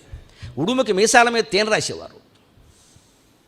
ఎంత తెలివితేటలు ఉన్నాయండి మనిషి. జంతువులను మాయ చేయడానికి, ప్రకృతిని మాయ చేయడానికి, దేవుణ్ణి కూడా మాయ చేయడానికి. దేవాంతకుడు అంటే వీడే, అనుమానమే లేదు. దేవుణ్ణి కూడా మాయ చేస్తాడు. అందుకే మనిషికి మోక్షం రావట్లే అన్నాడు శంకరాచార్య. నిన్ను నువ్వే మాయ చేసుకుంటున్నావు, నువ్వు దేవుణ్ణి కూడా మాయ చేసేస్తావు. నీకు ఎలా వస్తుంది? దేవుడు ఇస్తాడు. దేవుడికి ఏమైనా సరదానా ఇవ్వడానికి? ఆయన వదలుచుకుంటే అందరికీ ఒకసారి సామూహిక మోక్ష కార్యక్రమం అని ఇచ్చేయచ్చు కదా, గొడవ లేదు. అది కాదు లెక్క మనం గ్రహించవలసి. మనం మీసాల తేనీయల వాళ్ళని నమ్ముతున్నాం. మనం లేని ఆశలు పెంచుకుంటున్నాం. మృగతృష్ణలాగా, ఎండమావిలో నీరులాగా వెనకాల పడుతున్నాం మనం. ఇలా ఇలా పడినంతకాలం నీ జీవితం ఇలాగే ఉంటుంది. దాని నుంచి బయటపడడం ఉండడానికే కావ్యహోమం. ఒక కవి కావ్యం కళ్ళ ముందు తగలపడిపోతుంటే ఏమనుకుంటాడు, మీసాల తేనె ఇయ్యాలి, వీళ్ళని నమ్మాను నేను ఏదో చేస్తారని. అది మీసాల మీద తేనె అంటే ఎప్పటికీ అందదు. రాజానుగ్రహం, ప్రభుత్వ సన్మానం లేకపోతే ఇంకోటి ఎప్పటికీ కలగదు. విసపు మెచ్చులు ఒకవేళ నాయకులు ఎవరైనా మెచ్చుకున్నా, పూర్వం రాజులు మెచ్చుకున్నా, అది నిజమైన మెచ్చుకోరని చెప్పలేమండి. వాళ్ళకి తెలుసో తెలియదో మాట్లాడుతూ ఉంటారు అంతే. అసలు ఆయన అవధాననో పండితుడనో కవనో విషయాలు ఏం తెలియదు. ఈయన రోజు టీవీలో కనపడుతూ ఉంటాడు. రోజు టీవీలో చాలామంది కనపడతారు, ఎందుకంటే అప్పుడప్పుడు చూసినప్పుడు ఆ మెచ్చుకోవడం. అందుకే మేము ఇలాంటి సభలకు ఎందుకు పని కట్టుకుని వస్తాము అంటే, 1,00,000 మంది మెచ్చుకున్నారండి, విశ్వనాథ గోపాలకృష్ణ గారు ఆశీర్వదించిన స్థాయి వస్తుందా? ఆ స్థాయి వస్తుందా ఎప్పటికైనా? ఈయన మావాడండి, నేను ఫోన్ చేస్తే ఈయన మన్నించకుండా ఉండటం, ఆయన ఫోన్ చేయడం కూడా నాకు వేదమాత స్వయంగా ఫోన్ చేసినట్టుగా భావిస్తాను. నేను వేదమాత నాతో మాట్లాడుతుంది. ఆ ఫోన్లో నాకు హలో అనే మాట వినపడదు, అగ్నిమీళే పురోహితం అని వినపడుతుంది అంతే.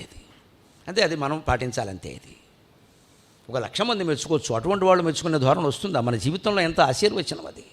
అటువంటి వాళ్ళు మెచ్చుకుంటే, సాటి పండితులు మెచ్చుకుంటే, సాటి అవధానులు మెచ్చుకుంటే మాకు ఆనందం. కానీ రాజులో నాయకులు, రాజకీయ నాయకులు మెచ్చుకోవడం పెద్ద విషయం కాదు. అవి విసపు మెచ్చులు. అంతేకాదు, అచ్చముగాని కౌగిళిలు. నాయకులు చాలామంది, ముఖ్యంగా ప్రతిపక్ష నాయకులు చేతులు ఎత్తి నిలబడుతూ ఉంటారు మధ్యమైన ఫోటో కోసం. అందరూ కలిసి చేతులు ఎత్తి అంటే ఆ చేతులన్నీ మన ఎత్తిమి పెడతారు. తర్వాత ఒక్కొక్కళ్ళు ఎంత కౌగులించేసుకుంటారో ఇలాగ. 2 పార్టీల వాళ్ళు ఎన్నికల సర్దుబాటు కోసం వస్తారు, ఇలా కౌగులించేసుకుంటారు. కడుపులో కత్తులు పెట్టుకుంటారు, కౌగులించుకుంటారు. ఇది ఎప్పటి వరకు పోతుంది? మహారాష్ట్ర ప్రభుత్వం సహా అన్నీ నడుస్తూనే ఉన్నాయి. ఇక్కడ కిచిడీ ప్రభుత్వాలు ఉన్న చోట నడుస్తుంది. అచ్చముగాని కౌగిళీలు. 100 ఏళ్ల క్రితం చెప్పాడు ఆ మాట, ఇప్పటికీ అలాగే ఉంది. అది అలాగే ఉందని ఏడుద్దామా? ఆయన చెప్పింది నిజమైందని సంతోషిద్దామా? కవి ఎప్పుడు చెబుతూనే ఉంటాడు, ఎప్పుడు ఘర్షణ పడుతూనే ఉంటాడు సమాజంతో. మధురాపంతులైనా ఒకటే, మేమైనా ఒకటే, ఎవరైనా ఒకటే. మోసపు కానుకలు. రాజకీయ నాయకులు ఏదైనా బహుమానం ఇచ్చినా అది నిజమైన బహుమతి అనుకోవడానికి వీల్లేదు. అది మళ్ళీ దేనికో దానికి వినియోగిస్తారు. వాడి మనవరాలు బారసాలు అయితే మన రమ్మంటాడు ఖచ్చితంగా. నేను అందుకే రాజకీయ నాయకులు పిలిస్తే వంక పెట్టి ఎగ్గొట్టేస్తాను. మొహమాటం వెళ్ళా వంక పెట్టి ఎగ్గొట్టే. ఎందుకంటే మనం వెళితే సన్మానం పుచ్చుకున్నాం, ఉగాది సన్మానం అనే ఉగాది చూస్తారు కదా మీరు. పంచాంగం చదువుతుంటే అందరూ, ముఖ్యమంత్రి సహా, మంత్రులు సహా అందరూ ఉంటారండి. కవి సమ్మేళనం రాగానే పారిపోతారండి మొత్తం. ఎందుకంటే పంచాంగం కావాలి. అందరికీ భయం, పదవి ఉంటుందో పోతుందో. అందుకే ఇక ముందు మేము కూడా కవిత్వాలు మానేసి జాతకాలే చెప్పాలి. ఇంకా అప్పుడు ఖచ్చితంగా ఉంటారు. కవి సమ్మేళనం అనేసరి కవులే ఉంటారు. పైగా మా కవులు కూడా చాలా గొప్పవాడు. ఎవడు కవిత్వం వాడు చదివి పారిపోతాడు. చివరికి ఇంకెవరు అంటే ఆయన కోసం తప్పనిసరి తాళిగట్టిన పాపానికి వాళ్ళ ఆవిడ వచ్చి కూర్చుంటుంది అక్కడ. తప్పదు కదా, ఇంటికి వెళ్ళి కొడతాడేమో అని బెంగ. లేకపోతే ఆవిడ బెంగ ఏమిటంటే, ఈ కవిత్వం ఇక్కడ చదివితే వింటే సరిపడితే ఇంటికి వచ్చి చదువుతాడు మళ్ళీ, ఇదో కూడా ఇక్కడ. అది అసలు వినలేము. ఇక్కడైతే అందరితో పాటు వినొచ్చు. మొత్తం కవి సమ్మేళనాలు ఎందుకే చెడిపోతున్నాయండి? కవికి ఆత్మాభిమానం అసలు ఎందుకు వెళ్ళాలి?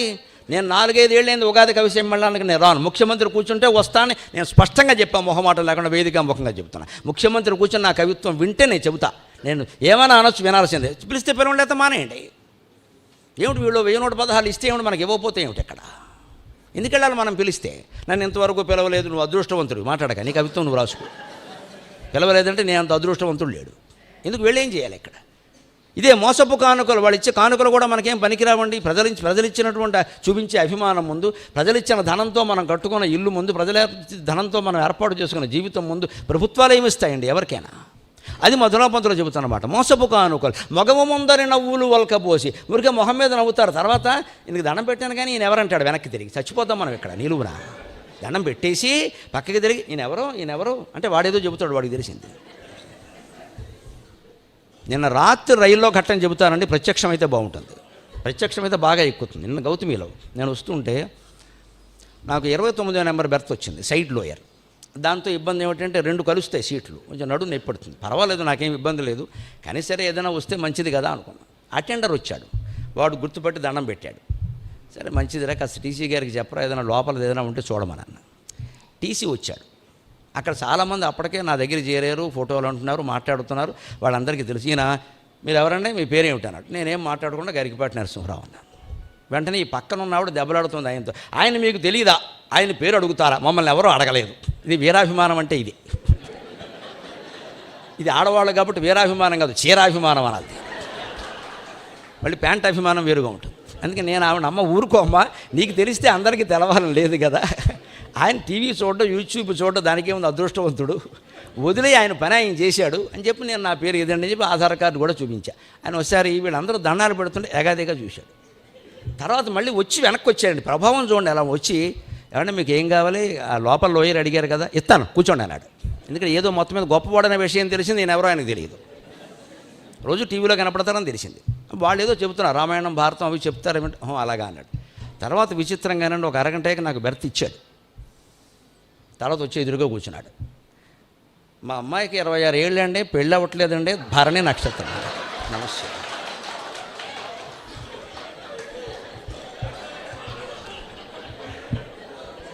ఇప్పుడు నేను తల తీసుకెళ్ళి ఏ భరణిలో పెట్టుకోవాలి? వీడు ఎందుకు ఇచ్చాడు అన్నమాట నాకు బెర్త్, వీళ్ళ అమ్మాయికి పెళ్లి కోసం. ఒక బెర్త్కి ఇంత సాహసం చేయాలా? అసలు నేను అడగకుండా ఉంటే పోయేది, నడుము నొప్పి గాడిద గుడ్డ పడుకుంటే పోయేది. ఒక్కసారి నాకేమనిపించిందంటే, నేను చెప్పేది ప్రవచనాలా, నేను రాసేది కావ్యాలా, నేను చేసేది అవధానాలా, ఈయనకి జాతకాలు కావాలా? నా మొహం అలా కనపడిందా అని చెప్పి నేను సరే అటువంటివన్నీ సాక్షి వ్యాసాల్లో పాల్గొంటే వారు చెబుతారే, ఇటువంటి భిన్న ప్రకృతులకు అలవాటు పడిన వారము కావున సరిపోయినది, కాకుండా ఏమి కాదగినది అంటాడు ఆయన. చాలా రోజు అలవాటు పడ్డాం కాబట్టి పర్వాలేదు, నాకు అవన్నీ తెలియవండి, నన్ను వదిలేయండి. అలా కాదని మీరు చెప్పకపోతే ఎవరు చెప్తారు? ఈ వాళ్ళమ్మాయి పెళ్ళి కాకపోతే నేను చెప్పడం ఏంటి అంటే ఏమిటి? ఇదే సరిగ్గానండి. మోసపు కానుకలు మొగము ముందరి నవ్వులు నలకబోసి, మొగం మీద నవ్వడం దండం పెట్టినంత మాత్రాన్ని మన ఏదో గుర్తించాడు అనుకోకూడదు. నాకు ఇంతకంటే నేను అద్దం మూసినా సరే పానీపూరి అన్న కుర్రాడు నాకు నచ్చాడు. వాడు నిజంగా గుర్తించాడు. పానీపూరి గుర్తించాడా, పారాయణ గుర్తించాడా అనవసరం, గుర్తించాడు. మొత్తం వాడు నిజంగానే గుర్తించాడు. అద్దం మూసినా గుర్తించాడు, నేను ఈ వేషంలో లేకపోయినా గుర్తించాడు, నేను బ్యాంటు చొక్కాతో ఉన్నా ఆయన గుర్తించాడు. అదే నిజమైన గుర్తింపు. అంటే అందరు వ్యక్తులు మనకు దండాలు పెట్టేమని సరైన ఒక దాన్ని చూసి వాళ్ళలో పడకూడదు. నాకు ఎంత ఫాలోయింగ్ ఉంది, అక్కర్లేదు ఫాలోయింగ్. తర్వాత మనిషి పోతే వెనకాల ముగ్గురు రావట్లేదు. ఇవాళ కైలాస భూమికి పంపాల్సిందే వాహనం పిలిపించి. ఈ ఫాలోయింగ్ దేనికి ఇక్కడ? అప్పుడు రావాలి ఫాలోయింగ్. ఇదే మగవ ముందర నవ్వులు నొలకబోసి, విశ్వాస కృతజ్ఞత హృదయ భావుకతలు దిగద్రోసి. విశ్వాసం ఉండదు, కృతజ్ఞత ఉండదు, చేసిన మేలు మర్చిపోతారు. అసలు అన్నిటికంటే పెద్దగా కవిని బాధ పెట్టేది విశ్వాసాలు కృతజ్ఞతలు కూడా కాదు, హృదయ భావుకతలు దిగద్రోసి. వాడి మనస్సులో భావుకత లేదు, రసజ్ఞత లేదు. ఏదైనా మంచి శబ్ద ప్రయోగం చేస్తే గ్రహించలేడు, అర్థం బాగుంటే గ్రహించలేడు. ఒట్టిగడ్డిలో ఉంటుంది వాడికి పద్యం. నీ ఎందుకు చెప్పి ఉపయోగం ఏమిటి? అలాగా అంత బాధపడతాడు. అందుకని విశ్వాస కృతజ్ఞత హృదయ భావుకత ద్రగద్రోసి జీవితోల్లాసము తీర్చుకున్న రూపల వాళ్ళ జీవితాన్ని ఉల్లాసంగా గడుపుతూ ఉంటారు. వీళ్ళ కవితాకళను ఉద్ధరించుంటారు. నాకు వీళ్ళతో పనేమి లేదని ఏం చెబుతున్నా అంటే, అగ్నిహోత్రుడిని సరిగ్గా వెంటనే పద్యం రాస్తాడండి అని ఇది రాసినవంటే. మరి వీళ్ళకంటే అగ్నిహోత్రుడు గొప్పవాడని చెప్పాలి కదా. ఇప్పుడు తప్పదుగా. కాదటు కాదు దోషమెటు కనపడినన్ కబళించి వైచి పొల్లూది యథార్థతన్ నిలుపుచుండిన నీ రసికత్వ పావనత్వ ఆదరభావముల్ మనసునంటి కృతిన్ గొనుమంటిని అగ్నిదేవా దయచూపి అందుకొనవా. సరిగ్గా ఏ 3 గుణాలు పైన లేవు అన్నాడో ఆ 3 అగ్నిదేవుల్లో ఎలా ఉన్నాయో చెప్పాడు. అది ప్రయోగం అంటే. దాని పక్కనే ఉంటుంది ఈ పద్యం. ఔచిత్యం అంటే ఇది. పూర్వం ఏం చెప్పామనేది మర్చిపోకూడదు. విశ్వాస కృతజ్ఞత హృదయ భావుకతలు లేవు అన్నాడు. అవి అగ్నిదేవుడికి ఎలా ఉన్నాయో చెప్పాడు. లేదా పద్యం సార్థకం కాదు. కాదటు కాదు దోషమెట కనపడినన్ కబళించి వైచి పొల్లూది యథార్థతన్ నిలుపుచుండిన నీ రసికత్వ పావనత్వ ఆదరభావముల్ మనసునంటి కృతిన్ గొనుమంటిని అగ్నిదేవా దయచూపి అందుకొనవా కృతి సుందరి పాణి పద్మమున్.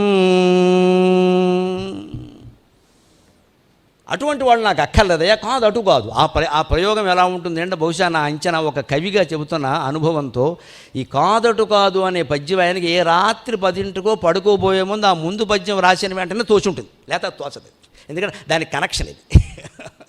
ఆ భావం చెప్పిన వెంటనే తోచకపోతే ఇంత మంచి పద్యం రాస్తాం. మన్నాడు సంధ్యావందనం అయ్యాక రాసే పద్యం కాదు ఇది. దానికి ప్రణాళిక ఉండదు. కవిత్వానికి ఎప్పుడు కాలం అనేది ఉండదు. అది ఎప్పుడు వస్తే అప్పుడు రాయాల్సిందే. సాగరఘోష కావ్యం రాసినంతకాలం 2 ఏళ్ళు పడితే నాకు 2 ఏళ్ళు కూడా ఇంతంత కాగితాలు జేబులో పెట్టుకుని తిరిగా పిచ్చాడులాగా. ఇంతంత కాగితం ముక్కలు. ఎప్పుడైనా ఏదైనా భావన తోస్తే, సూర్యోదయాన్నో సూర్యాస్తమయాన్నో లేకపోతే మనుషులను చూడగానే ఏదో అనిపిస్తే అది అందులో పద్యం రూపంలో వస్తే పద్యం, లేకపోతే భావన రాసేసేవాడిని. తర్వాత దాన్ని పద్యం రూపంలో పెట్టాం. ఆ భావం వదిలేసామనుకోండి మళ్ళీ తోచదు, అది జన్మలకు తోచదు.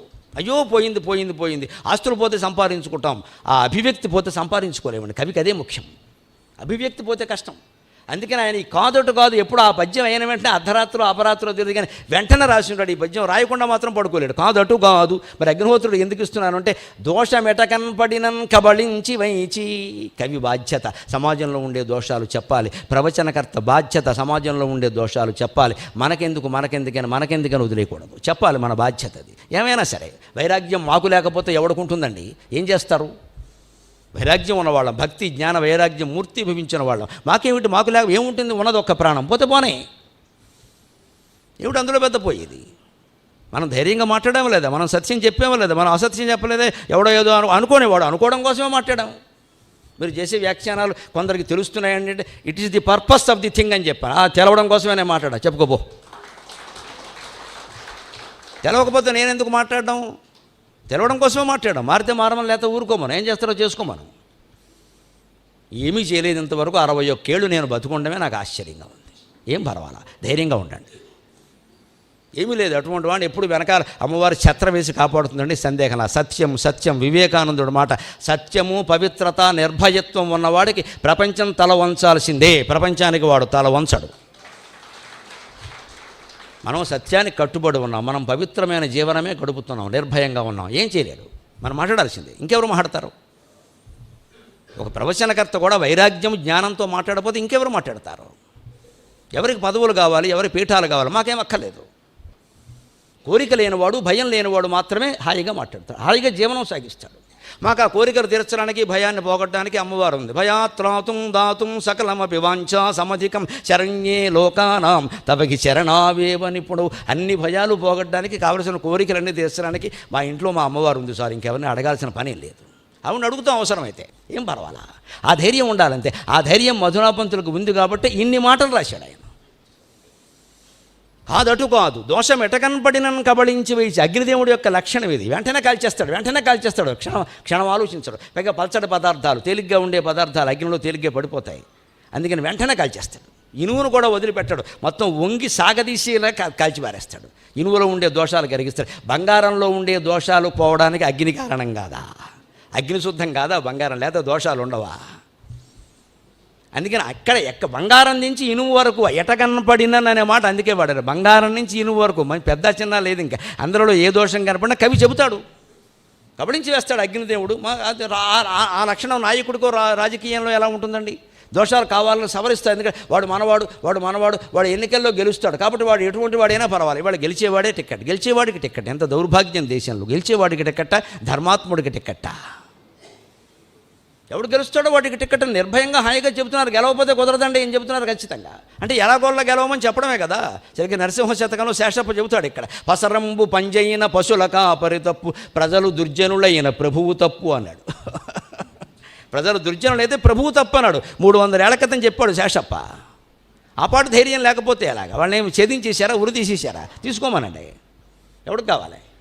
ఆ ధైర్యమే ఇక్కడ లెక్క. అందుకని ఇవి మీరు నమ్ముకోవద్దా, నేను అగ్నిదేవా నిన్ను నమ్ముతున్నా. ఎక్కడ దోషం కనిపిస్తే అక్కడ చొర అంటించేస్తావు. కార్చిచ్చు, ఎంత అభివృద్ధి చెందిన దేశం ఆస్ట్రేలియా ఈవేళ ఏమైపోయిందండి? కార్చిచ్చు కారణంగా తట్టుకోలేకపోయింది. దాని తర్వాత వచ్చిన పరంపరగా వచ్చిన గొలుసుకట్టుగా వచ్చిన సమస్యలు చాలా ఉన్నాయి. ప్రకృతి ప్రకోపిస్తే ఏమవుతుందో కరోనా చెప్పట్లేదా? మనిషి తెలుసుకుంటున్నాడు ఈ విలయాన్ని. అందుకని అగ్నిదేవ దయచూపి అందుకొనుమా కృతి సుందరి పాణిపద్మను.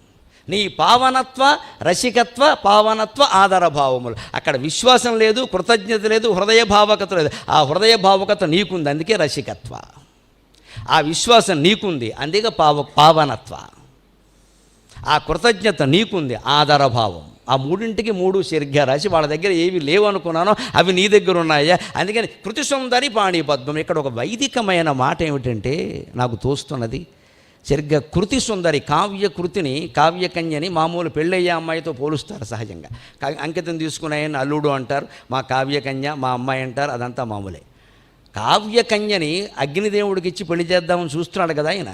సరిగ్గా కన్యను కూడా ముందు అగ్నిదేవుడు పెళ్లి చేసుకున్నాకే వరుడు పెళ్లి చేసుకుంటాడండి. సోమ ప్రథమో వివిధే గంధర్వో వివిధ ఉత్తరగా తృతీయోగ్నిస్తేపతి తురీయాస్తే మనుష్యజాక వేదం చెప్పిన మాట. కన్య శరీరాన్ని ముందు చంద్రుడు ఆక్రమిస్తాడు. సోమప్రథమో వివిధే. అప్పుడు శరీరంలో ఒక మార్పు వస్తుంది. ఊరికే ఏదో మనం తెలియక వాళ్ళందరూ అనుభవించారనుకోకూడదు, పొరపాటది. దాని అర్థం అది కాదు. చంద్రుడు ప్రవేశించాడంటే చంద్రకళ 8 ఏళ్లప్పుడు వస్తుంది. వక్షస్థలంలో మార్పు వస్తుంది. గంధర్వో వివిధ ఉత్తరక, తర్వాత గంధర్వుడు ప్రవేశిస్తాడు. కొన్ని అవయవాల్లో మార్పులు వస్తాయి. తృతీయో అగ్నిస్తేపతికి, అగ్ని తేజస్సు ప్రవేశిస్తుంది, రజస్సులు అవుతుంది. వెంటనే పెళ్లి చేస్తారు. తురీయాస్తే మనుష్యజాక. ఇక వాటి వివరాలు ఎక్కడ చెప్పేవి కాదు. అవన్నీ శరీరంలో మార్పులు, సరిగ్గా 3 చోట్ల వచ్చేటువంటి మార్పులు 3 దేవతల రూపంలో చెప్పారు. దీన్ని పట్టుకుని నేను ఎందుకోసం ఈ మాట చెప్పాల్సి వస్తుంది, కొంతమంది ఈ పురాణ సాహిత్యం మీద విమర్శలు రాసేవాళ్ళు పూర్వ గ్రంథంలోనూ చూశాను. 3 అనుభవించాక పెళ్లి చేసుకుంటున్నట్ట వైదిక వివాహాలు ఇలాగే ఉన్నాయని రాశాడు వ్యాఖ్యానం. అదే నువ్వు అర్థం చేసుకునే విధానం. నేను చూశానండి, చాలా ప్రసిద్ధుడు, నేను పేరు చెప్పను కానీ చాలా ప్రసిద్ధుడు, వంకర విమర్శలకి ప్రసిద్ధుడు. 50 ఏళ్ల క్రితం చేసిన విమర్శది. కడుపు మండిపోయింది నాకు. ఇదే వీడికి అర్థమైంది వేదం. చంద్రుడు అగ్ని వీళ్ళంతా పెళ్లి చేసుకుని 4వ వాడి కింద ఇచ్చారా? చంద్రుడు అంటే ఎవరో, అగ్ని అంటే ఎవరో తెలియదా?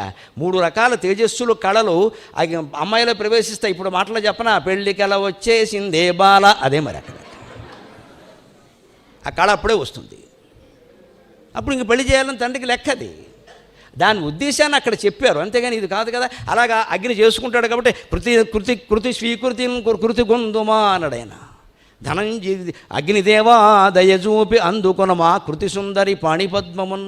మా అమ్మాయిని ఈ పాణిపద్మాను నువ్వు అందుకోవయ్యా అంటే ఇక్కడ మనం ప్రధానంగా ఆత్మాభిమానంతో నేర్చుకోవలసిన మాట ఇక్కడ చెబుతున్నాండి. విసివితి దోషులను నలిపి వేసరితిన్. ఈ దోషుళ్ళు నలపడం అనేది వైదిక విద్యలో బాగా తెలుసు, నన్ను మన్నించండి.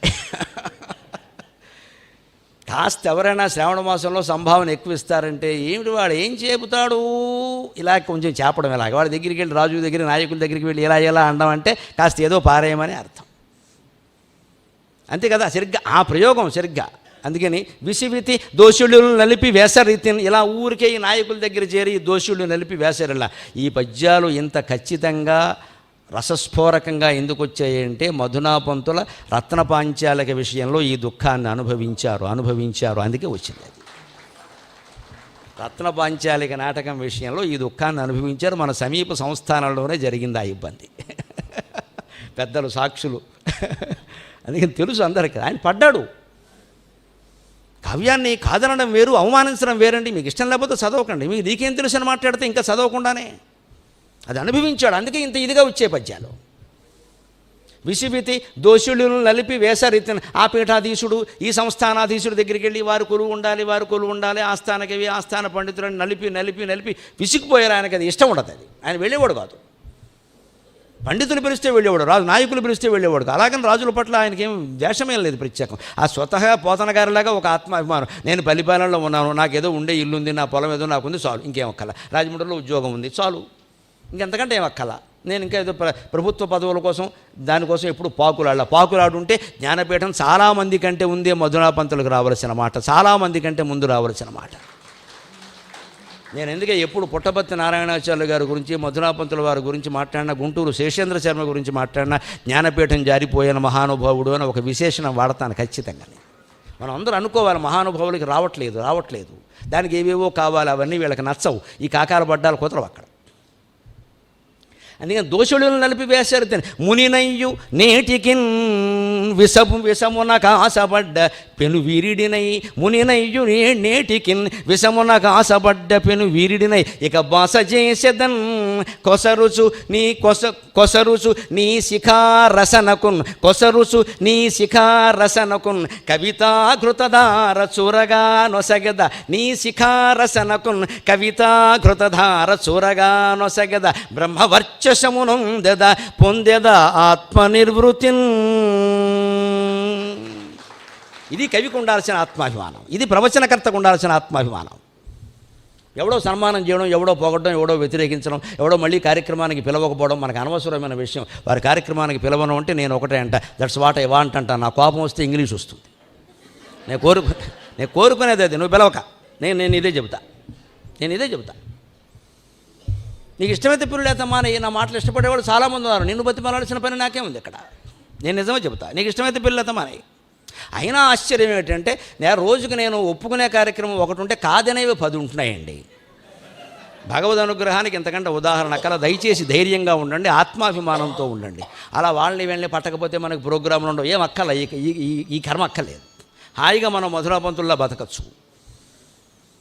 ఆ ధైర్యం ఉండాలి. చాలు, ఇంట్లో ఇంత చారు అన్నం చాలండి. భార్య అనుకూలమైతే ఉంటే చారు అయితే చాలు, ఇంకేం కావాలి. పంచపక్ష పరమాణువులు ఉంటే దెబ్బరాళ్ళు సాగుతూ ఉంటాయి ఇద్దరి మధ్యన, దేనికది? ఆ ధైర్యం ఇస్తాయి ఈ కావ్యాలన్నీ కూడా. అందుకని కావ్యహోమం ఇంత బాగా విసి దోషులు వేసరు, దోషులు నలిపి వేసరి తిన్ మునినయ్యునేటికిన్ విషమునక ఆశపడ్డ పెను వీరిడినై. విషం కోసం ఆశపడిన వెర్రివాళ్ళలాగా ప్రయత్నం చేశానయ్యా. అనవసరంగా వీళ్ళందరినీ పట్టుకుని ఈ హాలుడు లాంటి వాళ్ళని పట్టుకుని ఎందుకు, నీకే ఇచ్చేస్తే బాగుండేది. మొట్టమొదట హాయిగా నా కావ్యాన్ని అగ్నిదేవుడికి ఇస్తున్నాను, అక్కడికి ఎందుకు పంపాలి అసలు? ఆ కావ్యాన్ని నేను ఇక్కడే ఇచ్చేస్తే అయిపోయేది కదా. ఇక బాసజేసేదన్, ఇప్పుడు ప్రతిజ్ఞ చేస్తున్నా, ఇక బాసజేసేదన్. ఈ పద్యం నాకు చాలా ప్రేరణ కలిగించిందని సరిగ్గా ఇలాగే ప్రవర్తించాను నేను ఒక విషయంలో.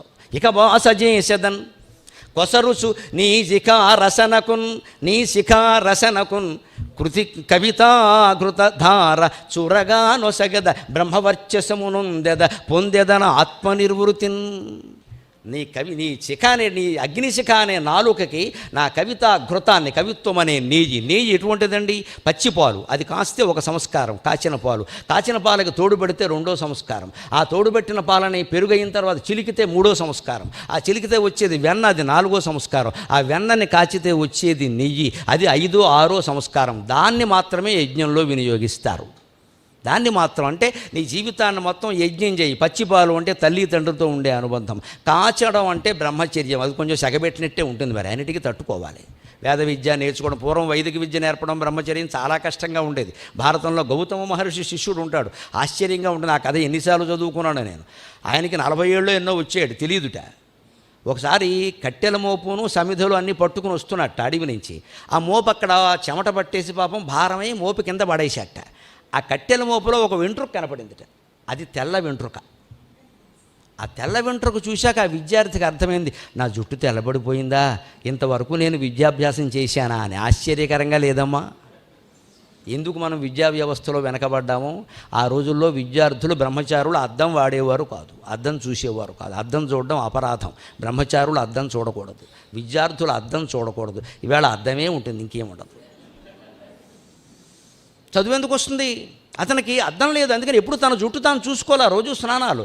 ఆ సమిధల మోపులో చిక్కుబడి తెల్ల వెంట్రుక కనపడితే చూసి, వెంట్రుకలు తెల్లబడ్డాయంటే నాకు 40 దాటాయో 50 దాటాయో, ఇదేమిటిది, ఇంతవరకు చదువుకుంటూ కూర్చున్నానా అనిపించి గురువుగారి దగ్గరికి వెళ్ళి ఇలా దిగులుగా నిలబడ్డాడు. చెప్పే ధైర్యం లేదు కదా. గౌతముడు వెంటనే గ్రహించి, ఏమిటి ఇబ్బంది పడుతున్నావు చెప్పవయ్యా అన్నట్ట.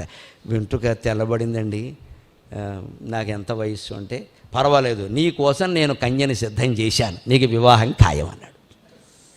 అని గౌతముడు ఒక అమ్మాయిని పెంచుకున్నాడు. ఆ పెంచుకున్న అమ్మాయిని ఆ శిష్యుడికి ఇచ్చి పెళ్లి చేస్తాడు.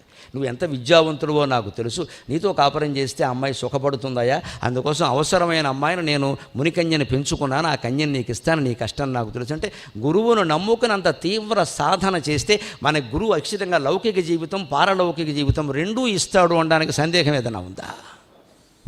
అంత ఇదిగా ఉంటుంది అది. అటువంటి విద్యాభ్యాసం అండి. అందుకని అది కాచడం అంటే సెగపెట్టడం బ్రహ్మచర్యం లెక్క, తోడు పెట్టడం సరిగ్గా తోడు నీడ పెళ్లి చేయడం కింద లెక్క. అప్పుడే కరడగట్టింది జీవితం, కరడగట్టింది, గడ్డగట్టింది. ఇంగ్లీష్లోనూ కరడే, తెలుగులోనూ పెరుగు. కరడగట్టింది, తెలుగులోనూ కరడే. అప్పుడు కాక కరడగడితే సంసారంలో చేరితే వేదాంతం వెంటనే అర్థం అవుతుంది. 100 వేదాంత గ్రంథాలు చదివినా అర్థం కాని వేదాంతం 10 సంవత్సరాలు కాపురం చేస్తే ఇద్దరికి టీకా తాత్పర్యాలతో తెలిసిపోతుంది.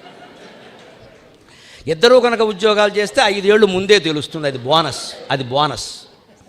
వెంటనే వేదాంతం అట్టుపడుతుంది. గ్రంథాలు చెప్పిన అర్థం కాదు ఇది. అది సెగబెట్టడం. అందుకే ఇంత అయిన తర్వాత తోడు పెట్టాం కదా, దాన్ని చిలికాం. సంసార జీవితాన్ని చిలకాలి, ఉద్యోగ జీవితాన్ని చిలకాలి, వదిలేయకూడదు.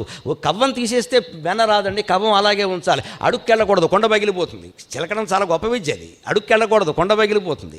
అలాగని పైకి తీసావా వెన్న రాదు, పైన మధ్యలో ఉంచాలి, చిలకాలి. సంసార జీవితం అలాగా, నువ్వు అడుక్కు మునిగిపోక, అలాగని మొత్తం వదిలేయక, ఒట్టిదన ఎరుంగుము కానీ పట్టుకోను అంతే. అది పట్టుకుని చిలకాలి, చిలికితే వెన్న వస్తుంది. అది నవనీతం. శ్రీకృష్ణుడికి నవనీతం ఇష్టం అంటే నీ జీవితాన్ని బ్రహ్మచర్యం పాటించి పెళ్లి చేసుకుని ఆ సంసారాన్ని చిలికి సారంగా తీసిన వేదాంత నవనీతాన్ని కృష్ణుడికి నైవేద్యంగా పెట్టమని అర్థం. అంతేగాని కృష్ణుడికి వెన్న ఇష్టం కాబట్టి బుధవారం నాడు కృష్ణాష్టమి నాడు కేజీ వెన్న నైవేద్యం పెడితే మట్టి కొట్టుకుపోతావు, దానివల్ల ఉపయోగమే లేదు ఇక్కడ. నీ వెన్న నైవేద్యం కోసం కృష్ణుడు ఏడుస్తూ కూర్చోలేదు ఇక్కడ. కేజీ వెన్న నేనే ఇచ్చా, కృష్ణుడి విగ్రహం నిండా వెన్న పూయడం, అది మళ్ళీ ప్రసాదం అని మనం నాకడం కర్మ అంటారు దీన్ని. కృష్ణుడికి వెన్న ఇష్టం అంటే ఇదండి.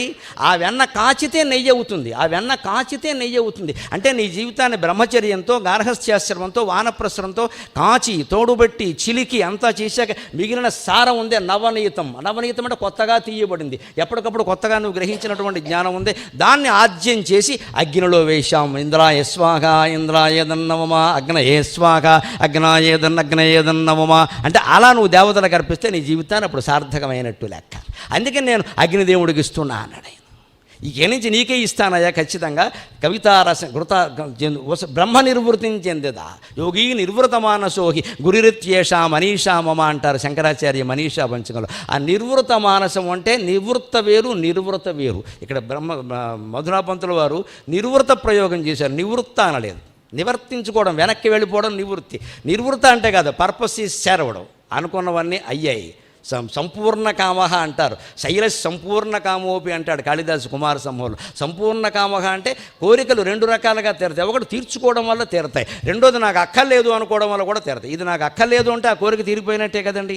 కారు కావలసిన వాడికి కారు కొనుక్కుంటే కోరిక తీరుతుంది. నాకు కారే అక్కర్లేదని తీర్మానించుకున్న వాడికి ఆ కోరిక తీరినట్టే కదా. మనం అలా తీర్మానించుకోవచ్చు ఖచ్చితంగా, కారు కొనే ఓపిక లేకపోతే. ఆ కోరికను విరమించుకుంటే తీరినట్టే కదా. సంపూర్ణ కామ అంటే అర్థం అది. అందుకని ఆజ్యం రూపంలో సమర్పించామంటే నా కోరికలన్నీ తీరే అయ్యా, నీకు సమర్పించాను అన్నాడు. అలాగా నడిచిందండి కావ్యహోమం. అందుకే అది ప్రళయం, ప్రకంపనలు సృష్టించింది. ఆంధ్ర సాహిత్యంలో ప్రకంపనలు సృష్టి. ఇప్పుడు ఇంకొక మాట, ఆయన ఖండకావ్యాలు కూడా సామాన్యమైనవి కావు. రెండోది, ఇంతవరకు గంభీరమైన విషయాలు చెప్పాను కాబట్టి సరదాగా ఆయనవే చమత్కారాలు కొని చెబుతాను. ఈ ఊళ్ళో పుట్టిన మహా చిత్రకారుడు దామెర్ల రామారావు. ఆయన గురించి ఆయన రాస్తూ ఒక మాట అంటాడు, హాస్యరసం అంటే అదండి, చమత్కారం, అది ఏదో జోకు కాదు. దేవుడి కంటే ఈయన గొప్పవాడండి. దామెర్ల రామారావు గారు దేవుడి కంటే గొప్పవాడు. ఆయన చాలా చిన్న వయస్సులో పరమపదించాడు పాపం. అందుకని దాని పట్ల సానుభూతిగా ఆయన దేవుడి కంటే ఈయన గొప్పవాడు మా రామారావు.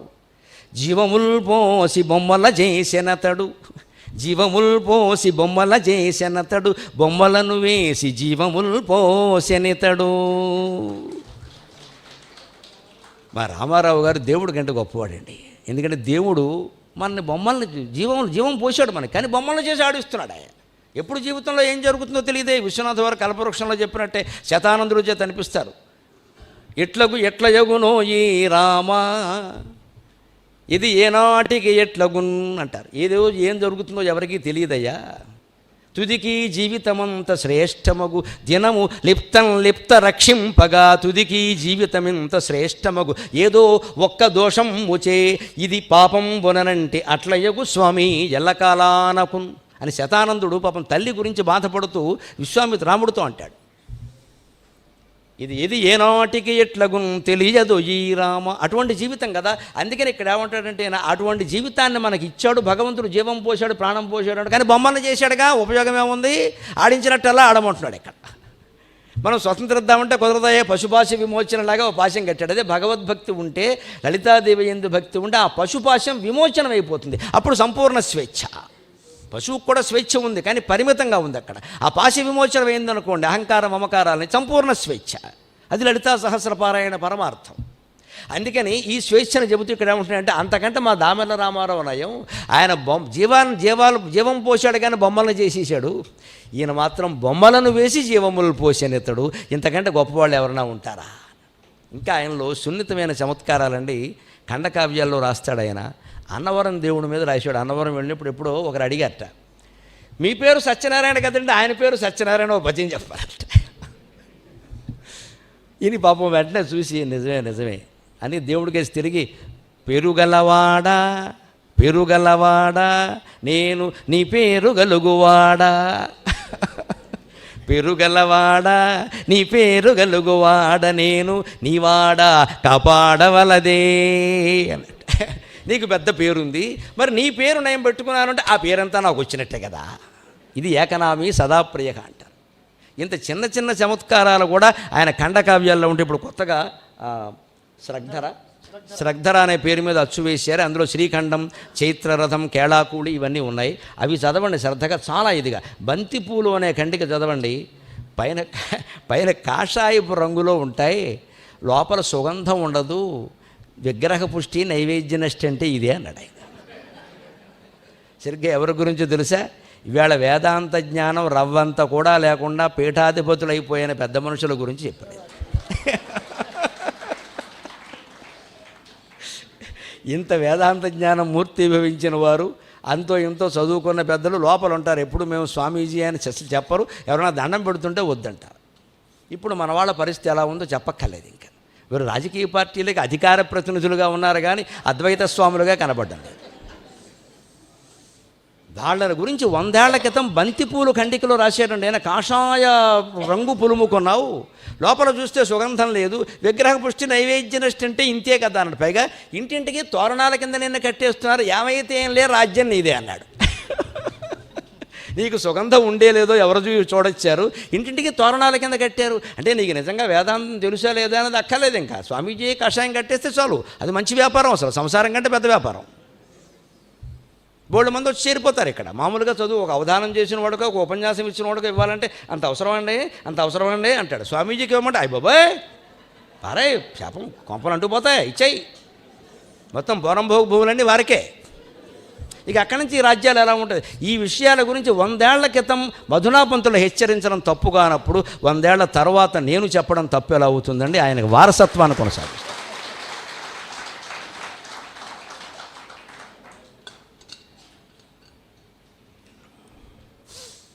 ఇంకా చిన్న చిన్న చమత్కారాలైన ఆంధ్రప్రదేశ్ అవతరణకి ఈ కవి సమ్మేళనం జరిగితే నవంబర్ 1 కదా, నవాంబర వీధి అని పెట్టాడు హెడ్డింగ్.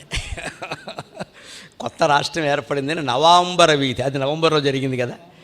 ఎలాంటి చిన్న నవాంబర వీధి కదా, నవంబర్లో జరిగిందని నవాంబర వీధి అని పెట్టాడు.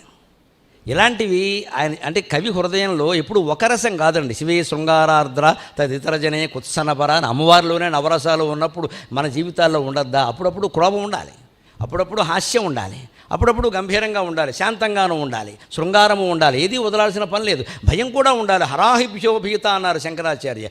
అమ్మవారికి భయం ఏమిటండి? కానీ శివుడి దగ్గరికి రాగానే ఈ పాములు ఒకటి సంత అని కాస్త పక్కకి జరుగుతుంది. అలా భార్య పక్కకి జరగాలి, భర్త ఓ పక్కకి లాగాలి. ఏమీ లేకపోతే సంసారం ఏంటి నా తలకాయ. అంతేగాని నాకేం భయం లేదు, నీకు భార్య ఎందుకు, భర్త ఎందుకు, ఎక్కడ కాస్త వాళ్ళు ఏదో ఆడాళ్ళు భయపడాలి. ఆ వంక నీకెందుకు నేను ఉన్నానుగా అని నేనేదో అనాలి. అంటే అక్కడ సరసన నడుస్తుంది అక్కడ. లేకపోతే అమ్మవారికి భయమున శివుడికి ధైర్యమునా? హరాహిభ్యో భీత అని ఎందుకు అన్నారు? అందుకని కవిలోనూ నవరసాలు ఉంటాయి. ఆ నవరసాలు పండించినటువంటి మహాకవి. ఎక్కడ హాస్యరసానికి, క్రోధరసానికి, భయానక రసానికి, అన్నింటికి దేనికైనా సరే సమానమైన స్థానాన్ని ఇచ్చాడు. ఇవాళ మార్చి 8 అంతర్జాతీయ మహిళా దినోత్సవం సందర్భంగా చెప్పుకోవలసిన మాట. రుద్రమదేవికి పట్టాభిషేకం చేశాడు గణపతి దేవుడు. ఆడుదానికి పట్టాభిషేక వైభవ ప్రాభవములే శబాసు. దేవగిరి రాజు మొదలైన వాళ్ళు, ఆ ఇతర రాజ్యాలన్నీ పురుషులే కదా పరిపాలించేది, వాళ్ళు అనుకున్నారట ఆడదానికి పట్టాభిషేకం చేస్తున్నారా, చాలా గొప్పగా ఉందిరా, గణపతి దేవుడికి దమ్ము లేదన్నమాట అని ఆక్షేపించారట. ఆ ఆక్షేపణని ఎంత సున్నితంగా చెప్పాడు చూడండి. ఆక్షేపించిన వాడి చేత కూడా మహిళల్ని పొగిడించాడు మధునాపంతులు. అందుకని మహిళా దినోత్సవం నాడు చెప్పుకోవాలి. ఆడుదానికి పట్టాభిషేక వైభవ ప్రాభవములే శబాసు. మనకు ఇంక ముందు ఆంధ్రభూమిలో, మనకు ఇంక ముందు ఆంధ్రభూమిలో ఇంట నింట కొదవలేదంట పసుపు కుంకుమల పంట.